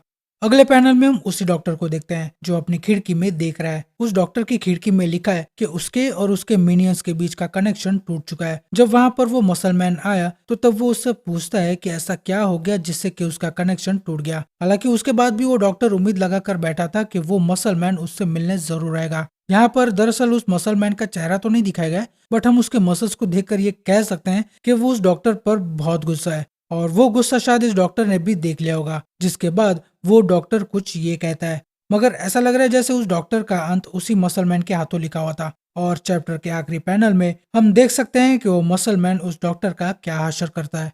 दोस्तों किम और उसकी बड़ी बहन आपस में डिस्कस कर रहे थे कि अब इन हॉस्पिटल के मरीजों को उस डॉक्टर की बनी दवाइयों से कैसे छुड़वाना है, क्योंकि उस दवाई ने मरीजों पर कुछ ऐसा असर किया है कि जिससे उन सबको उसकी लत लग गई है। यहाँ पर उनके सामने प्रॉब्लम ये है कि अब इन मरीजों को कैसे ठीक किया जाए। वैसे किम के पास एक रास्ता है तो, और वो ड्राइवर और उसकी बहन को सजेस्ट भी करता है, ये कहकर कि किसी आम डॉक्टर की दवाइयाँ इतनी असरदार नहीं है जितना असरदार उसका सब स्पेस है। अब जैसे कि हम जानते हैं कि उसके सब स्पेस में दाखिल करते ही ड्राइवर के अंदर से वो सारा सब्सटेंस नष्ट हो गया था जो उस डॉक्टर की दवाई से उसके अंदर गया था। तो यहाँ पर किम का आइडिया ये है कि वो सभी लोगों को उसके सब स्पेस में लेके जाएगा, क्योंकि वो नहीं जानते कि किस मरीज पर उस डॉक्टर की दवाइयों का असर हुआ है और किस पर नहीं हुआ है। तो उनके लिए बेहतर यही है कि वो यहाँ मौजूद सभी मरीजों को उसके सब स्पेस में लेकर जाए। लेकिन दोस्तों वो लोग फिर नोटिस करते हैं कि लोग धीरे धीरे ठीक हो रहे हैं, और वो भी अपने आप। किम और बाकियों को कुछ समझ में आता उससे पहले वहां पहलवान आता है, जो बताता है कि उसने सब कुछ संभाल लिया है। पहलवान का ये कहना और हॉस्पिटल के मरीजों का अपने आप ठीक होना इतना काफी था किम को इमेजिन कराने के लिए कि इस मसल मैन ने उस डॉक्टर को कैसे संभाला होगा। जिसके बाद वो बंदा एक बार और अपनी मम्मी की ओर से किम का धन्यवाद करता है, क्योंकि उन्हीं की वजह से उसकी मम्मी और बाकी सब हॉस्पिटल के मरीज ठीक हुए हैं। दोस्तों जब किम ने उस मसल मैन को बताया कि वो किस तरफ जा रहा है, तो तब वो बंदा किम को कहता है कि वहां पे जाना सुरक्षित नहीं है, जब किम ने इसकी वजह पूछी तो तब वो पहलवान किम को बताता है कि जिस दिशा में किम और ड्राइवर को जाना है वहाँ पर उसने यहाँ आते वक्त एक बहुत बड़ी और लंबी दीवार देखी थी। उसने बताया कि वो दीवार जमीन से ऐसे उठ रही थी जैसे मानो किसी बच्चे के दूध के दांत उग रहे हों। उस दीवार की एग्जैक्ट साइज क्या है वो तो उसे नहीं पता, लेकिन वो अंदाजा लगाता है कि वो दीवार इस वक्त एटलीस्ट एक एवरेज बिल्डिंग के साइज के बराबर होगी। यानी उस शहर में अब बाय रोड जाना तो अब इम्पॉसिबल है। और साइज का अंदाजा लगाने के बाद एटलीस्ट ये तो क्लियर हो गया कि उस दीवार को मामूली औजारों से तोड़ने की कोशिश करना भी काफी नहीं होगा, और उसमें कितनी एनर्जी और कितना वक्त लग जाएगा वो मुझे आप लोगों को समझाने की जरूरत भी नहीं है। बट दोस्तों यही एक चीज नहीं है जो किम को आगे बढ़ने से रोक रही है, क्योंकि वहाँ पर जानकारी के अनुसार वैसे मॉन्स्टर्स नहीं है जैसे किम ने अब तक देखे हैं। वो पहलवान बताता है कि वहाँ पर मोस्टली मॉन्स्टर्स स्केलेटन्स और अनडेड टाइप के हैं, जिसे सुनकर किम भी हैरान हो गया, क्योंकि वो ऐसे मॉन्स्टर्स हैं जिन्हें आप मार नहीं सकते, क्योंकि वे फिर से खुद को किसी तरह वापस जिंदा करने की काबिलियत रखते हैं। और यही नहीं, उनके पुराने कंकाल भी शहर में ऐसे घूम रहे हैं जैसे वो पूरा इलाका ही उनका हो। जिसके बाद दोस्तों हमारा प्रोटैगनिस्ट और ड्राइवर उस पहलवान को बहुत सारा खाना और कुछ दूसरी जरूरी चीजें देकर वहाँ से निकल जाते हैं। दोस्तों वो लोग जब वहां से निकल रहे थे तो तब उसके सब स्पेस से उसकी बहन का बुलावा आता है। वो कहती है कि जिस आदमी को वो लोग कहीं से उठा कर लाए थे वो अब जाग चुका है। फिर दोस्तों अगले पैनल में हम देखते हैं कि फैसिलिटी में वो फौजी किम का शुक्रिया अदा करता है उसकी जान बचाने के लिए, जिसके बाद वो खुद को उनके सामने इंट्रोड्यूस करता है। जवाब में किम भी उसका हालचाल पूछता है, और जब उस सोल्जर ने किम को पूछा कि वो लोग कहाँ हैं तो तब किम बताता है कि वो लोग उसके सब स्पेस में है। और जाहिर है कि वो थोड़ा कंफ्यूज हो गया, क्योंकि वो जिस मिलिट्री बेस में काम करता था वो यहीं पर है, मगर उसके अलावा और कोई भी बिल्डिंग या रास्ता उसे दिखाई नहीं दे रहा है। तो तब किम की बड़ी बहन उसे सब कुछ बता देती है, और ये भी कि वो लोग कहाँ हैं। जब उस सोल्जर को पता चला कि वो लोग गंगनम शहर के पास ही में कहीं हैं, तो वो किम से रिक्वेस्ट करता है कि वो उसे यहीं उतार दे। पहले तो खैर किम और ड्राइवर को लगा कि वो सोल्जर डरा हुआ है। उनके मुताबिक उस सोल्जर को लग रहा होगा कि वो लोग उसे कहीं डेंजरस जगह ले जाकर उसे खत्म कर देंगे, मगर सोल्जर भी क्लियर करते हुए कहता है कि वो ऐसा कुछ भी नहीं सोच रहा है। अब जबकि किम और बाकियों ने उसकी जान बचाई है तो इसलिए उस सोल्जर को उन पर पूरा भरोसा है, तो कहता है कि ऐसा कुछ भी वो सोच भी नहीं सकता। उल्टा वो रिक्वेस्ट करता है कि वो लोग उसे यहीं गंगनम ड्रॉप कर दें, क्योंकि उसे जल्द से जल्द जॉन चीफ ऑफ स्टाफ से मिलने जाना है और उन्हें वो सारी परिस्थितियां बयान करनी है जो उनके साथ वहाँ कम्युनिकेशन सेंटर में हुई। किम भी समझ सकता है कि ये कितना जरूरी होगा उस सोल्जर के लिए। जिसके बाद किम उसे खाना ऑफर करता है और वो कहता है कि वहाँ उनके साथ जो कुछ भी हुआ वो सब कुछ वो भी जानना चाहता है। और जिस तरह का खाना किम ने उसके सामने रखा उसे देखकर वो सोल्जर भी पिघल गया और राजी हो गया किम को सब कुछ बताने के लिए।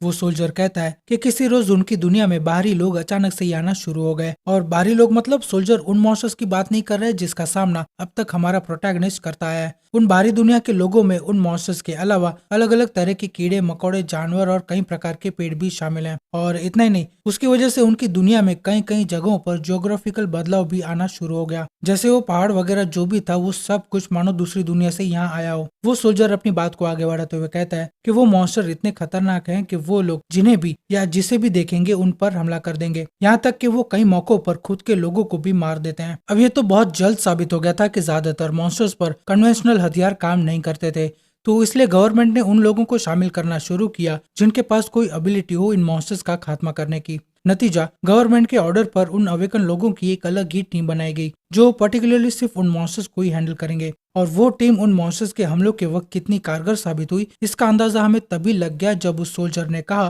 कि उनकी वजह से उनका एरिया धीरे धीरे स्टेबल होने लगा था, जब तक कि ये बंदा वहां नहीं आ गया। फिर उन मॉन्स्टर्स की संख्या धीरे धीरे बढ़ने लगी जिन पर आर्मी के कन्वेंशनल हथियार काम नहीं आते थे। उन्होंने बार बार कमांड सेंटर से सपोर्ट के लिए वायरलेस पर संदेशा भेजा, मगर ना तो उनकी तरफ से कोई मदद आई और ना ही किसी भी तरह की कोई रिपोर्ट। तो अब ऐसी परिस्थिति में उनके पास और कोई चारा नहीं बचा था। उन्होंने खुद ही अवेकन्स को हायर करना शुरू किया और निकल पड़े कमांड सेंटर की ओर मदद मांगने के लिए। मगर वो लोग जब अपनी मंजिल पर पहुंचे तो तब उन्हें पता चला कि वो कमांड सेंटर पहले से ही खाली हो चुका है। डॉक्यूमेंट्स की जांच करने पर पता चला कि वहां पर बगावत हुई थी, जिस वजह से वो कमांड सेंटर पूरी तरह से खाली हो चुका था। और उन सोल्जर्स की परिस्थितियां बद से बदतर तब हो गई जब उन्हीं के हायर किए अवेकन्स ने उनके खिलाफ हथियार उठा लिए। और अब जबकि वो पूरा एरिया वाइवर्न मॉन्स्टर से भरा हुआ था तो वो लोग फिर वहां से निकल भी नहीं पा रहे थे, जिसकी वजह से वो लोग वहीं फंसे रहे। और फिर उसके बाद क्या क्या हुआ ये तो हम सबको पता है। और ऐसा लग रहा है जैसे बगावत की वजह से मिलिट्री की ताकत भी अब दो अलग अलग हिस्सों में बढ़ गई है। एक फैक्शन वो है जिसने बगावत शुरू की और दूसरा फैक्शन वो है जो गवर्नमेंट के कंट्रोल में है। और दोस्तों वो बगावतखोर अपनी बगावत को जायज साबित करने के लिए इस मुश्किल की घड़ी में गवर्नमेंट की तरफ से आम जनता को मिलने वाली मदद की सभी कोशिशों में बाधारूप बन रहे हैं। और उस सोल्जर के लिए इस बगावत की जानकारी को उसके कमांडर तक पहुंचाना बेहद जरूरी है। जिसके बाद किम कहता है कि वो बात को अब समझ गया है, मगर वो उसे गंगनम ड्रॉप नहीं कर सकता। हालांकि हमारा प्रोटैगनिस्ट उसकी मदद जरूर करेगा, लेकिन वो जानता है कि उस सोल्जर के लिए गंगनम से कमांड सेंटर तक पहुंचना आसान नहीं होगा। तो इसलिए वो सोल्जर को उस कमांड सेंटर के जितना करीब हो सके उतना करीब छोड़ना चाहता है। किम और ड्राइवर बताते हैं कि वो लोग किस तरफ जा रहे हैं, और फिर जब उनका रास्ता अलग अलग होने लगेगा तो तब वो सोल्जर को ड्रॉप कर देंगे। जिसके बाद किम और ड्राइवर पोर्टल के जरिए सोल्जर को आराम करने का कहकर वहां से चले जाते हैं। दरअसल किम जाने के बाद अपने पोर्टल को ओपन छोड़कर जाता है ताकि वो सोल्जर देख सके कि बाहर क्या कुछ हो रहा है। और दोस्तों, इस दौरान किम और ड्राइवर का सामना कुछ मॉन्स्टर से भी हुआ, और उनकी और हमारे प्रोटैगनिस्ट की फाइट देखकर सोल्जर चकरा जाता है। और जब उसने ड्राइवर की ड्राइविंग देखी तो तब वो और हैरान हो गया, क्योंकि नॉर्मली जितने डिस्टेंस को कवर करने के लिए कई घंटे लगने चाहिए थे, उतने डिस्टेंस को ड्राइवर ने बेहद आसानी से किम की प्रोटेक्शन के साथ उसने सिर्फ 1 घंटे में ही कवर कर लिया। जिसके बाद वो एडमायर करने लगता है इन दोनों की एबिलिटीज को। जिसके बाद हम देख सकते हैं कि किम और ड्राइवर उस सोल्जर को कमांड सेंटर के सिर्फ थोड़ी ही दूर उसे ड्रॉप कर देते हैं। इससे पहले कि वो लोग उस सोल्जर को गुड बाय और गुड लक बोलकर वहां से निकल पाते, उससे पहले ही वो सोल्जर उनके सामने एक ऑफर रखता है। वो उन दोनों से पूछता है कि क्या वो लोग फिर से मिलिट्री को ज्वाइन करना चाहेंगे, क्योंकि गवर्नमेंट इस वक्त अवेकन लोगों को फुल सपोर्ट दे रही है, जिसमें गवर्नमेंट उन अवेकन लोगों को नेसेसरी टेक्नोलॉजी और एमपी पत्थर भी प्रोवाइड करती है ताकि अवेकन लोग लेवल अप हो सके। मगर किम कहता है कि उसके लिए उसका परिवार सबसे पहले आता है, और वैसे भी वो लोग पत्थरों को खुद भी जमा कर सकते हैं। तो इसलिए किम उस सोल्जर के ऑफर को नकार देता है। मगर फिर पता नहीं क्या हुआ, किम को कुछ सूझता है। वो उस सोल्जर से कहता है कि अगर ये चीफ ऑफ स्टाफ का कमांड सेंटर है तो यहाँ पर तो हेलीकॉप्टर तो जरूर होगा। जिसका जवाब देते हुए वो सोल्जर कहता है कि हाँ, ऐसा हो सकता है। दरअसल दोस्तों, यहाँ पर किम का प्लान ये है कि वो कमांड सेंटर से एक हेलीकॉप्टर बोरो करेगा ताकि उसकी मदद से वो दोनों उस दीवार को फांद सके जिसके बारे में उस पहलवान ने जिक्र किया था। अब क्योंकि वो शहर, मतलब जहाँ किम को जाना है, वहां पर जमीन से एक दीवार उठी हुई है, जिसकी वजह से वो लोग बाय रोड किसी भी व्हीकल से नहीं जा सकते। तो हमारा प्रोटैगनिस्ट सोच रहा है कि वो हेलीकॉप्टर से वहां जाएंगे। तो फिर वो तीनों चीफ ऑफ स्टाफ से मिलने अंदर कमांड सेंटर में चले जाते हैं। जिसके बाद हम जॉन चीफ ऑफ स्टाफ को अपने ऑफिस में देखते हैं, जहाँ एक सोल्जर आके उससे कहता है कि उनसे मिलने कोई आया है। फिर एक दूसरे को सैल्यूट मारने के बाद वो सोल्जर चीफ ऑफ स्टाफ को सब कुछ बता देता है, और ये भी कि कैसे किम और ड्राइवर की मदद से वो उन तक सही सलामत पहुंच पाया। चीफ ऑफ स्टाफ किम और ड्राइवर को ऊपर इनवाइट करता है, और हम अगले पैनल में देखते हैं कि वो हमारे प्रोटैगनिस्ट और ड्राइवर का शुक्रिया अदा कर रहा है, ये कहकर कि उन्होंने न कि सिर्फ उस सोल्जर की बल्कि उनके देश की बहुत बड़ी मदद की है, जिसके लिए वो उनके आभारी हैं। जिसके बाद दोस्तों, किम उनसे एक हेलीकॉप्टर की मांग रखता है, और उस हेलीकॉप्टर के बदले में किम उन्हें जितना उन्हें चाहिए उतना खाना पीना और जरूरी जो भी चीजें हैं वो सब कुछ देने के लिए तैयार है। हालांकि उन्हें किम को एक हेलीकॉप्टर देने में कोई हर्ज नहीं है, मगर वो चीफ ऑफ स्टाफ कहता है कि उनकी एक शर्त है। अपनी बात को आगे बढ़ाते हुए वो कहता है कि अब क्योंकि हेलीकॉप्टर एक स्ट्रेटेजिक एसेट है तो वो उसे किम को यूं ही बोरो करने नहीं दे सकता। लेकिन अगर किम अवेकन मेंबर के रूप में मिलिट्री को ज्वाइन करता है तो उसे जो चाहिए वो गवर्नमेंट देने के लिए तैयार है। हालांकि इस पॉइंट पर गवर्नमेंट का नाम लेना सही नहीं होगा, क्योंकि वो लोग भी नहीं जानते कि इस समय उनकी कोई गवर्नमेंट है भी या नहीं। वो कहता है कि अनस्टेबल गवर्नमेंट की वजह से बाहर की परिस्थितियां खराब हो रखी हैं, और वो नहीं जानते कि ऐसे में जो भी लिमिटेड रिसोर्सेज अवेलेबल है वो काफी है या नहीं। तो इसलिए चीफ ऑफ स्टाफ को हमारे प्रोटैगनिस्ट की हेल्प चाहिए। वो कहता है कि किम की मदद से वो इन परिस्थितियों को सुधार सकते हैं। मगर हम जानते हैं कि किम ने ये ऑफर पहले भी नकार दिया है, और वो एक बार फिर नकार देता है ये कहकर कि उसके लिए फिलहाल उसके परिवार की सेफ्टी को इंश्योर करना उसके लिए सबसे ज्यादा जरूरी है। तो इसलिए वो फिर से आर्मी को ज्वाइन नहीं कर सकता। अब दोस्तों, क्योंकि किम ने उसके ऑफर को नकार दिया है तो वो चीफ ऑफ स्टाफ भी हेलीकॉप्टर देने से मना कर देता है। लेकिन वो चीफ ऑफ स्टाफ जान गया है कि किम की एबिलिटी कितनी इंपॉर्टेंट है, और वो ये भी देखता है कि किम बड़े शांत रूप से वहां से जाने के लिए निकला है, जैसे कि मानो उसे कोई फर्क ही नहीं पड़ता कि उसे हेलीकॉप्टर मिले या ना मिले। तो वो चीफ ऑफ स्टाफ थोड़ा बेचैन हो गया, और वो किम के सामने एक और ऑफर रखता है। वो कहता है कि सियोल स्टेशन पर कुछ समय पहले उन्होंने कुछ अवेकन लोगों को असेंबल किया था, मगर अब वो लोग स्केलेटन मॉन्स्टर्स की वजह से वहीं पर फंसे हुए हैं। हालांकि उनके साथ कम्युनिकेशन अभी भी स्मूथली चालू है, मगर उनके पास फिलहाल कोई ऐसा रास्ता नहीं है जिससे कि वो उन लोगों को वहां से निकाल पाए, क्योंकि उन स्केलेटन मॉन्स्टर्स ने उनका वहां जाने तक का रास्ता ब्लॉक कर रखा है, और ऊपर से वो मॉन्स्टर्स भी बहुत सारे हैं। तो चाहते हैं कि किम उन मॉन्स्टर्स से किसी तरह बचते बचाते उन लोगों को वहां से निकाल कर यहाँ ले आए, और अगर वो अपने काम में कामयाब हो जाता है तो वो उसे हेलीकॉप्टर देने के लिए तैयार है। अब क्योंकि चीफ ऑफ स्टाफ ने किम को पहले ही बता दिया था कि उन स्केलेटन मॉन्स्टर्स को कैसे हराना है, तो किम उसका ऑफर मान लेता है, और हम देख सकते हैं कि किम और ड्राइवर सियोल स्टेशन जाने के लिए निकल गए हैं। लेकिन किम और ड्राइवर अकेले नहीं है, हम देख सकते हैं कि उनके साथ मिलिट्री की कुछ गाड़ियां भी हैं जो इस रेस्क्यू मिशन में किम का साथ देने के लिए आई हैं। और दोस्तों सिर्फ कुछ ही पैनल्स में बड़ी आसानी से किम और ड्राइवर उन स्केलेटन मॉन्स्टर से बचते बचाते सियोल स्टेशन पहुंच जाते हैं। बट जब किम उन सभी अवेकन सोल्जर्स को लेकर वापस जा रहा था तो तब उनका सामना दूसरे स्केलेटन मॉन्स्टर से होता है। और हम देख सकते हैं कि उसने एक चमकीला आर्मर भी पहना हुआ है, जो दर्शाने के लिए काफी है कि ये स्केलेटन बॉस मॉन्स्टर के लेवल का है, जिसे ये आर्मी के लोग स्केलेटन नाइट के नाम से बुलाते हैं। अगले चैप्टर में हम देखते हैं कि आर्मी सहित सभी लोग उस स्केलेटन बॉस मॉन्स्टर को देखकर हैरान रह गए हैं, क्योंकि वो स्केलेटन मॉन्स्टर किसी दूसरी भाषा में उनसे कुछ बोलने की कोशिश कर रहा है, जो यहाँ किसी को भी समझ में नहीं आ रहा है। फिर दोस्तों वो बॉस मॉन्स्टर किसी चीज का इस्तेमाल करता है, जिसके बाद हमें पता चलता है कि जो कुछ भी वो बॉस मॉन्स्टर बोलने की कोशिश कर रहा था वो अब बाकियों को भी समझ में आ रहा है। शायद उसने यहाँ किसी मैजिकल चीज का इस्तेमाल किया है अपनी भाषा को ट्रांसलेट करने के लिए। वो बॉस मॉन्स्टर कहता है कि उसका नाम गावेन है, जो नाइट किंग को सर्व करने वाले 12 नाइट्स में से एक है। फिर किम के द्वारा हमें पता चलता है कि उसने मैजिक स्टोन्स को तोड़कर कोई मैजिक इस्तेमाल किया है अपनी बातों को इस दुनिया के लोगों तक पहुंचाने के लिए। वो किम से कहता है कि क्या वो एक मेज है जो उसे ललकार रहा है और उन्हें क्यों उसके इलाके में इतनी दिलचस्पी हो रही है। एंड सरप्राइजिंगली वो वर्क एथिक्स का बहाना देकर कहता है कि इंसान अधीर हो रहे हैं, क्योंकि इस वक्त पायनियर का सिर्फ पहला ही फेज है।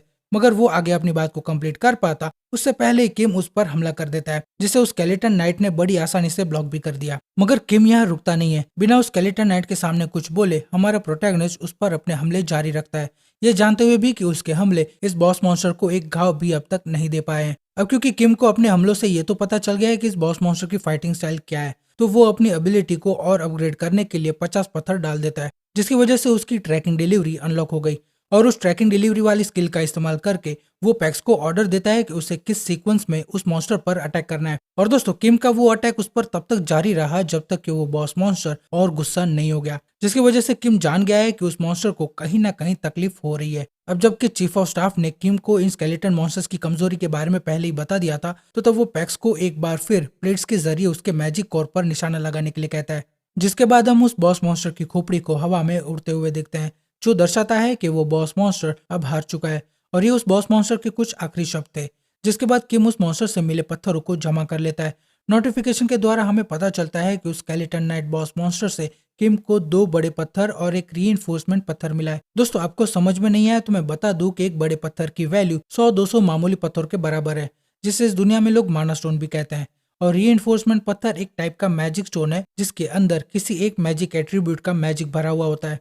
दोस्तों स्केलेटन नाइट और किम की फाइट देखकर वहां मौजूद सभी लोग हैरान हो जाते हैं, क्योंकि अभी अभी किम ने एक ऐसे मॉन्स्टर को हराया जिसे चीफ ऑफ स्टाफ ने हमारे प्रोटैगनिस्ट को बचने के लिए कहा था। यहाँ तक कि वो चीफ ऑफ स्टाफ भी हैरान है किम की इस बहादुरी को सुनकर। वो एक बार फिर किम और ड्राइवर को आर्मी ज्वाइन करने के लिए पूछता है। वो इतना इम्प्रेस हो गया है किम की ताकत से कि वो ऑलरेडी किम और ड्राइवर को अपना साथी मान चुका है। वो चीफ ऑफ स्टाफ कहता है कि वो जब अपने पूरे परिवार से फिर से मिल लेगा तो तब वो चाहता है कि वो एक बार फिर उनके इस ऑफर के बारे में सोचे, जो दर्शाता है कि किम की कंट्री को किम जैसे फाइटर्स की कितनी ज्यादा जरूरत है। वो लोग कितने डेस्परेट हैं इस मुश्किल की घड़ियों में किम जैसे एक मामूली बंदे को हायर करने के लिए। वैसे किम भी इनकी सिचुएशन को समझ सकता है, मगर उसने भी बैरली मैनेज किया है, तो उसे लगता है कि चीफ ऑफ स्टाफ को उससे इतनी उम्मीदें नहीं लगानी चाहिए। हो सकता है कि वो आज जीता है तो वो कल हार भी सकता है, लेकिन उसका main concern chief of staff का वो ऑफर नहीं है। इस वक्त किम का मेन कंसर्न है उस जैसे स्केलेटन बॉस मॉन्स्टर का आना। अब जैसा कि उसने बताया कि वो 12 नाइट्स में से एक है, यानी ऐसे और 11 बॉस मॉन्स्टर्स हैं इस इलाके में जिनसे इस वक्त किम और बाकियों को खतरा है, क्योंकि उस बॉस मॉन्स्टर के खिलाफ मिलिट्री के वेपन्स भी पूरी तरह बेकार साबित हुए हैं, जबकि उसके द्वारा फेंके गए बॉलिंग बॉल्स ज्यादा असरदार साबित हुए हैं। और ऐसा कैसे हो सकता है, इसके पीछे का लॉजिक भी किम को समझ में नहीं आ रहा है। जिसके बाद वो चीफ ऑफ स्टाफ किम को कहता है कि उसे जहाँ जाना है वहां पर खतरा इससे भी कहीं ज्यादा है, क्योंकि वहां पर कमांड सेंटर ने अपने कुछ लोगों को एरिया की जांच पड़ताल करने के लिए भेजा था, लेकिन उन उठती हुई दीवारों की वजह से आज तक वो उन लोगों को वहां से बाहर नहीं निकाल पाए हैं। हालांकि वो समय समय पर एरियल व्हीकल्स के जरिए उस एरिया की जांच करते रहते हैं, जिससे उन्हें एटलीस्ट ये तो पता है कि वहां रहने वाले सभी सुरक्षित हैं, क्योंकि उनका कम्युनिकेशन अभी भी काम कर रहा है। तो वो यहाँ हमारे प्रोटैगनिस्ट को दिलासा देते हैं कि वहाँ जो कोई भी रह रहा है उसके परिवार में से वो सभी सुरक्षित होंगे। लेकिन हमारा मेन कैरेक्टर ये बात पहले से ही जानता है, क्योंकि उस एरिया में और कोई नहीं बल्कि उसकी दूसरी बड़ी बहन रहती है, जो एक एक्चुअल मॉन्स्टर है इन दूसरी दुनिया से आए हुए मॉन्स्टर्स के मुकाबले। शायद किम यहाँ उसके लड़कों वाले शौक के बारे में बात कर रहा है, यानी वो उस वक्त की बात कर रहा है जब वो हमारे मेन कैरेक्टर को लगातार बचपन में मारती रहती थी। जिसके बाद चीफ ऑफ स्टाफ किम और ड्राइवर को दिखाते हैं कि वो उन्हें कौन सा हेलीकॉप्टर दे रहे हैं, जिसे देखकर ड्राइवर की कुछ ये शक्ल थी। वो चीफ ऑफ स्टाफ कहता है कि ये वो हेलीकॉप्टर है जो वो हमारे मेन कैरेक्टर को देना चाहता है, क्योंकि उसे लगता है कि जो उनके लिए किम ने अब तक किया है उसके लिए वो लोग एटलीस्ट इतना तो डिजर्व करते ही हैं। और वैसे भी उसने किम को पहले ही कह दिया था कि वो लोग किम और ड्राइवर को पहले ही उनका साथी मान चुके हैं। तो ऐसे में चीफ ऑफ स्टाफ किम को उनके पास जो सबसे बेस्ट है वही देना चाहता था, ताकि किम और ड्राइवर को रियलाइज हो सके कि वो लोग उनके देश के लिए कितने इंपॉर्टेंट हैं। फिर तभी ड्राइवर को अपनी जिंदगी में पहली बार एक खिड़की दिखती है जिसमें लिखा है कि वो इस हेलीकॉप्टर को चलाने की एबिलिटी 50 पत्थर डालकर अनलॉक कर सकता है। दोस्तों, ड्राइवर की एबिलिटी का नाम है बेस्ट ड्राइवर, जिसकी वजह से वो किसी भी तरह के व्हीकल को बड़ी आसानी से चला सकता है। जिससे हमें पता चलता है कि किम की तरह ड्राइवर लेवल अप नहीं हो सकता, क्योंकि जिस भी व्हीकल को ड्राइवर ने अपनी पूरी जिंदगी चलाया भी नहीं होगा, तो उसके लिए उसे सिंपली उस व्हीकल को पत्थरों के जरिए रजिस्टर करना होगा ताकि वो उस व्हीकल को चला सके। यानी ड्राइवर की एबिलिटी में लेवल अप करने का कोई भी कॉन्सेप्ट नहीं है। जिसके बाद दोस्तों वो चीफ ऑफ स्टाफ वाला बंदा किम और ड्राइवर को पूरी सूटकेस भर के पत्थर देता है, ये कहकर कि वो इन पत्थरों को बाद में देने वाला था जब किम उसकी बात सुनकर आर्मी में ज्वाइन करता। मगर वो कहता है कि उसके बजाय ये सही वक्त है किम को ये पत्थरों से भरी ब्रीफकेस देने का, और ये आर्मी की तरफ से किम के लिए एक तोहफा है जिसे वो दोनों बड़ी खुशी खुशी कबूल करते हैं। दोस्तों, इस सूटकेस में पूरे 200 पत्थर हैं, जिसमें से ड्राइवर सिर्फ 50 पत्थर लेता है और बाकी के वो किम को वापस दे देता है। फिर दोस्तों वो ड्राइवर हेलीकॉप्टर उड़ाने की एबिलिटी को पाकर कितना खुश हुआ हम यहाँ देख ही सकते हैं। वो कहता है कि वो अब हेलीकॉप्टर को उड़ाने के लिए इंतजार नहीं कर सकता। जिसके बाद वो लोग हेलीकॉप्टर में बैठकर टेक ऑफ की तैयारी करते हैं। ड्राइवर कहता है कि टेक ऑफ करने में उसे थोड़ा वक्त लगेगा, तो वो चाहता है कि किम मेंटली खुद को प्रिपेयर कर ले टेक ऑफ के लिए, जिसे सुनकर किम ऑलमोस्ट रो पड़ा था। अब दोस्तों जब तक वो ड्राइवर टेक ऑफ की तैयारी करता है, हमारा मेन कैरेक्टर तब तक अपने सब स्पेस की नोटिफिकेशंस को चेक करता है, जहाँ लिखा है कि उसके पास अभी इस वक्त 2 बड़े पत्थर और एक इनहेंसमेंट पत्थर है। एक बड़े पत्थर की वैल्यू 100 रेगुलर पत्थरों के बराबर है, और उन सबको अगर मिलाकर देखे तो किम के पास इस वक्त कुल मिलाकर 1400 पत्थर जमा हो चुके हैं, जिसमें से किम पहले 1000 पत्थरों को अपने सब स्पेस के लेवल को बढ़ाने में लगा देता है। मगर उसे समझ नहीं आ रहा है कि वो इस एनहेंसमेंट पत्थर का क्या करे जो उससे उस स्केलेटन बॉस मॉन्स्टर को हराने पर मिला है। उस खिड़की के अनुसार किम के पास इस वक्त जो इनहेंसमेंट पत्थर है उसकी मैजिकल एट्रीब्यूट है आग। हालांकि इस आग वाली एट्रीब्यूट का लेवल अभी भी कम है, लेकिन उस पत्थर के साथ आग की 2 अलग अलग पेनिट्रेशन और इग्निशन जैसी एबिलिटीज भी हैं। इस पत्थर को डिस्क्राइब करते हुए खिड़की में लिखा है कि इनहेंसमेंट पत्थरों की और रेगुलर पत्थरों की ओरिजिन एक ही है, लेकिन इनहेंसमेंट पत्थर की खास बात यह है कि उसमें कुछ एडिशनल प्रॉपर्टीज भी भरी हुई होती हैं, जैसा कि अभी मैंने आपको बताया। सिस्टम के अनुसार उस पत्थर की प्रॉपर्टीज को किसी भी हथियार के साथ मिलाकर उसे एक मैजिकल वेपन की तरह इस्तेमाल कर सकते हैं, जो डिपेंड करता है उस इनहेंसमेंट पत्थर की मैजिक लेवल और एट्रीब्यूट्स पर। मतलब सपोज अगर किम उस पत्थर का इस्तेमाल किसी ऑटोमेटिक गन पर करता है तो वो गन कोई साधारण गोलियां छोड़ने के बजाय आग वाली गोलियां छोड़ेगी। लेकिन यहाँ पर उस पत्थर का कहाँ कैसे इस्तेमाल करे वो डिसाइड करना किम के लिए मुश्किल हो रहा है, क्योंकि वो श्योर नहीं है कि ये इनहेंसमेंट पत्थर कितना ताकतवर है या है भी या नहीं। बट अब जबकि किम के पास सिर्फ एक ही मौका है उस पत्थर का इस्तेमाल करने का, तो वो ज्यादा कुछ सोचने के बजाय उसका इस्तेमाल किसी ऑटोमेटिक गन या मशीन गन पर करने के बजाय बॉलिंग बॉल पर करता है, जिससे पैक्स ने किम के कहने पर एक अलग ही प्रोडक्ट के रूप में रजिस्टर कर दिया। अब दोस्तों जैसा कि मैंने आपको बताया कि उस स्केलेटन नाइट पर किसी गन या ग्रेनेड का कोई असर नहीं हो रहा था। जिस हथियार ने उस स्केलेटन नाइट को हराया वो था किम का बॉलिंग बॉल। तो इसलिए यहाँ पर किम को लगा होगा कि अब जबकि बाकी के और 11 स्केलेटन नाइट्स के साथ उसे लड़ना ही है, तो वो उसका ही इस्तेमाल कर सकता है जिससे उन मॉन्स्टर्स को ज्यादा से ज्यादा नुकसान हो। और इसलिए किम ने सोचा कि उस बॉलिंग बॉल की लिटरल फायर पावर को बढ़ाना ही फिलहाल सबसे स्मार्ट चॉइस है। और फिर दोस्तों किम और ड्राइवर टेक ऑफ करके वहां से निकलने ही वाले थे कि किम को एक बार फिर नोटिफिकेशन की खिड़की दिखती है, जिसमें लिखा है कि उसके सब स्पेस का लेवल अप प्रोसेस अब कंप्लीट हो गया है, जिसमें उसकी कुछ स्किल्स भी अनलॉक हो गई हैं। अब दोस्तों इसमें बहुत सारी चीजें एक्सप्लेन करने के लिए, तो मैं एक एक कर सब कुछ बता देता हूँ। पहला है आइटम रिट्रीवल अपग्रेड, जिसमें अब किम उस स्किल का इस्तेमाल करके उन इंसानों को भी रिट्रीव कर सकता है जो उसके सब स्पेस में पहले ही रजिस्टर हो चुके हैं। दूसरा है शिपिंग साइज इंक्रीमेंट, जिसमें किम टेम्पररी किसी भी प्रोडक्ट की साइज को बदल सकता है उस पर्टिकुलर प्रोडक्ट की शिपिंग से पहले, लेकिन साइज की लिमिट को कम या ज्यादा करने के लिए उसे हर बार पत्थर डालने होंगे, यानी जितने ज्यादा प्रोडक्ट्स उतने ही ज्यादा पत्थर। फिर दूसरी खिड़की में लिखा है कि वो क्या क्या अनलॉक कर सकता है। सबसे पहला है सब स्पेस लेबोरेटरी अपग्रेड, जिसकी वजह से वो किसी भी चीज को ट्रांसफॉर्म कर सकता है। फिर दूसरा है हीलिंग इफेक्ट, जो हिस्सा है सब स्पेस लाइफ सपोर्ट सिस्टम का। इसका इस्तेमाल करके किम अपने सब स्पेस में कॉन्स्टेंटली कमजोर हीलिंग इफेक्ट मेंटेन कर सकता है। फिर तीसरी चीज है एक्सटर्नल ऑब्जेक्ट रजिस्ट्रेशन, जिसका इस्तेमाल करके किम किसी भी बाहरी चीज को अपने सब स्पेस में as a facility product register कर सकता है। बशर्ते है कि उस प्रोडक्ट को फैसिलिटी की पहले से ही अवेलेबल कैटेगरी में छांटना होगा। यानी अगर मैं सरल भाषा में कहूँ तो फिलहाल किम सिर्फ उन्हीं बाहरी चीजों को रजिस्टर कर सकता है जो उसके सब स्पेस की कैटेगरी में आती हो। यानी समझो किम को अगर कोई डेयरी वाली चीज या कोई खाने पीने की चीज रजिस्टर करवानी है तो वो फैसिलिटी की कैटेगरी में जाएगा, और अगर किम को मिलिट्री की कोई मशीन या किसी तरह का ऐसा रेयर आइटम रजिस्टर करना है जो उसके पास नहीं है और जिसका एक्सेस सिर्फ मिलिट्री के पास होता है, तो वो चीज मिलिट्री बेस की कैटेगरी में जाएगी। लेकिन यहाँ पर किम के लिए प्रॉब्लम ये है कि उन जैसी बाहरी चीजों को रजिस्टर करने के लिए किम को पत्थर देने होंगे, और वो भी हर बार। बट किम को सिस्टम में कितने पत्थर डालने होंगे वो डिपेंड करेगा उस प्रोजेक्ट की साइज, वेट और उसकी ओवरऑल वैल्यू पर। अब दोस्तों ये सारे स्किल्स भी फ्री नहीं है, क्योंकि इन सभी स्किल्स को अनलॉक करने के लिए किम को 250 पत्थर अलग से देने होंगे। अब दोस्तों ये सारी स्किल्स किम के कितने काम आ सकते हैं ये मुझे अब इतने एक्सप्लेनेशन के बाद शायद बताने की जरूरत भी नहीं है, क्योंकि किम, जैसे कि हम जानते हैं कि हमारा मेन कैरेक्टर अब तक सिर्फ उन्हीं चीजों का इस्तेमाल कर सकता था जो उसे बाय डिफॉल्ट फैसिलिटी या मिलिट्री बेस प्रोवाइड करती थी। लेकिन अब वो इन स्किल्स की मदद से वो सारी चीजें भी स्टोर करके रख सकता है जो उसके पास अवेलेबल नहीं है। लेकिन हम जानते हैं कि किम के सब स्पेस में फिलहाल सिर्फ दो ही कैटेगरीज हैं, एक है लॉजिस्टिक सेंटर और दूसरा है मिलिट्री बेस, जिसकी वजह से वो सिर्फ उन्हीं चीजों को रजिस्टर कर पाएगा जो इन कैटेगरीज में बैठती हों। और फिर दोस्तों किम कुछ ऐसा करता है जो मैंने भी नहीं सोचा था। वो सिस्टम से सबसे पहले कंफर्म करता है और वो लोग जिस हेलीकॉप्टर में इस वक्त सवार हैं उसको, यानी ब्लैक हॉक हेलीकॉप्टर को, किम मिलिट्री बेस की कैटेगरी में रजिस्टर करता है।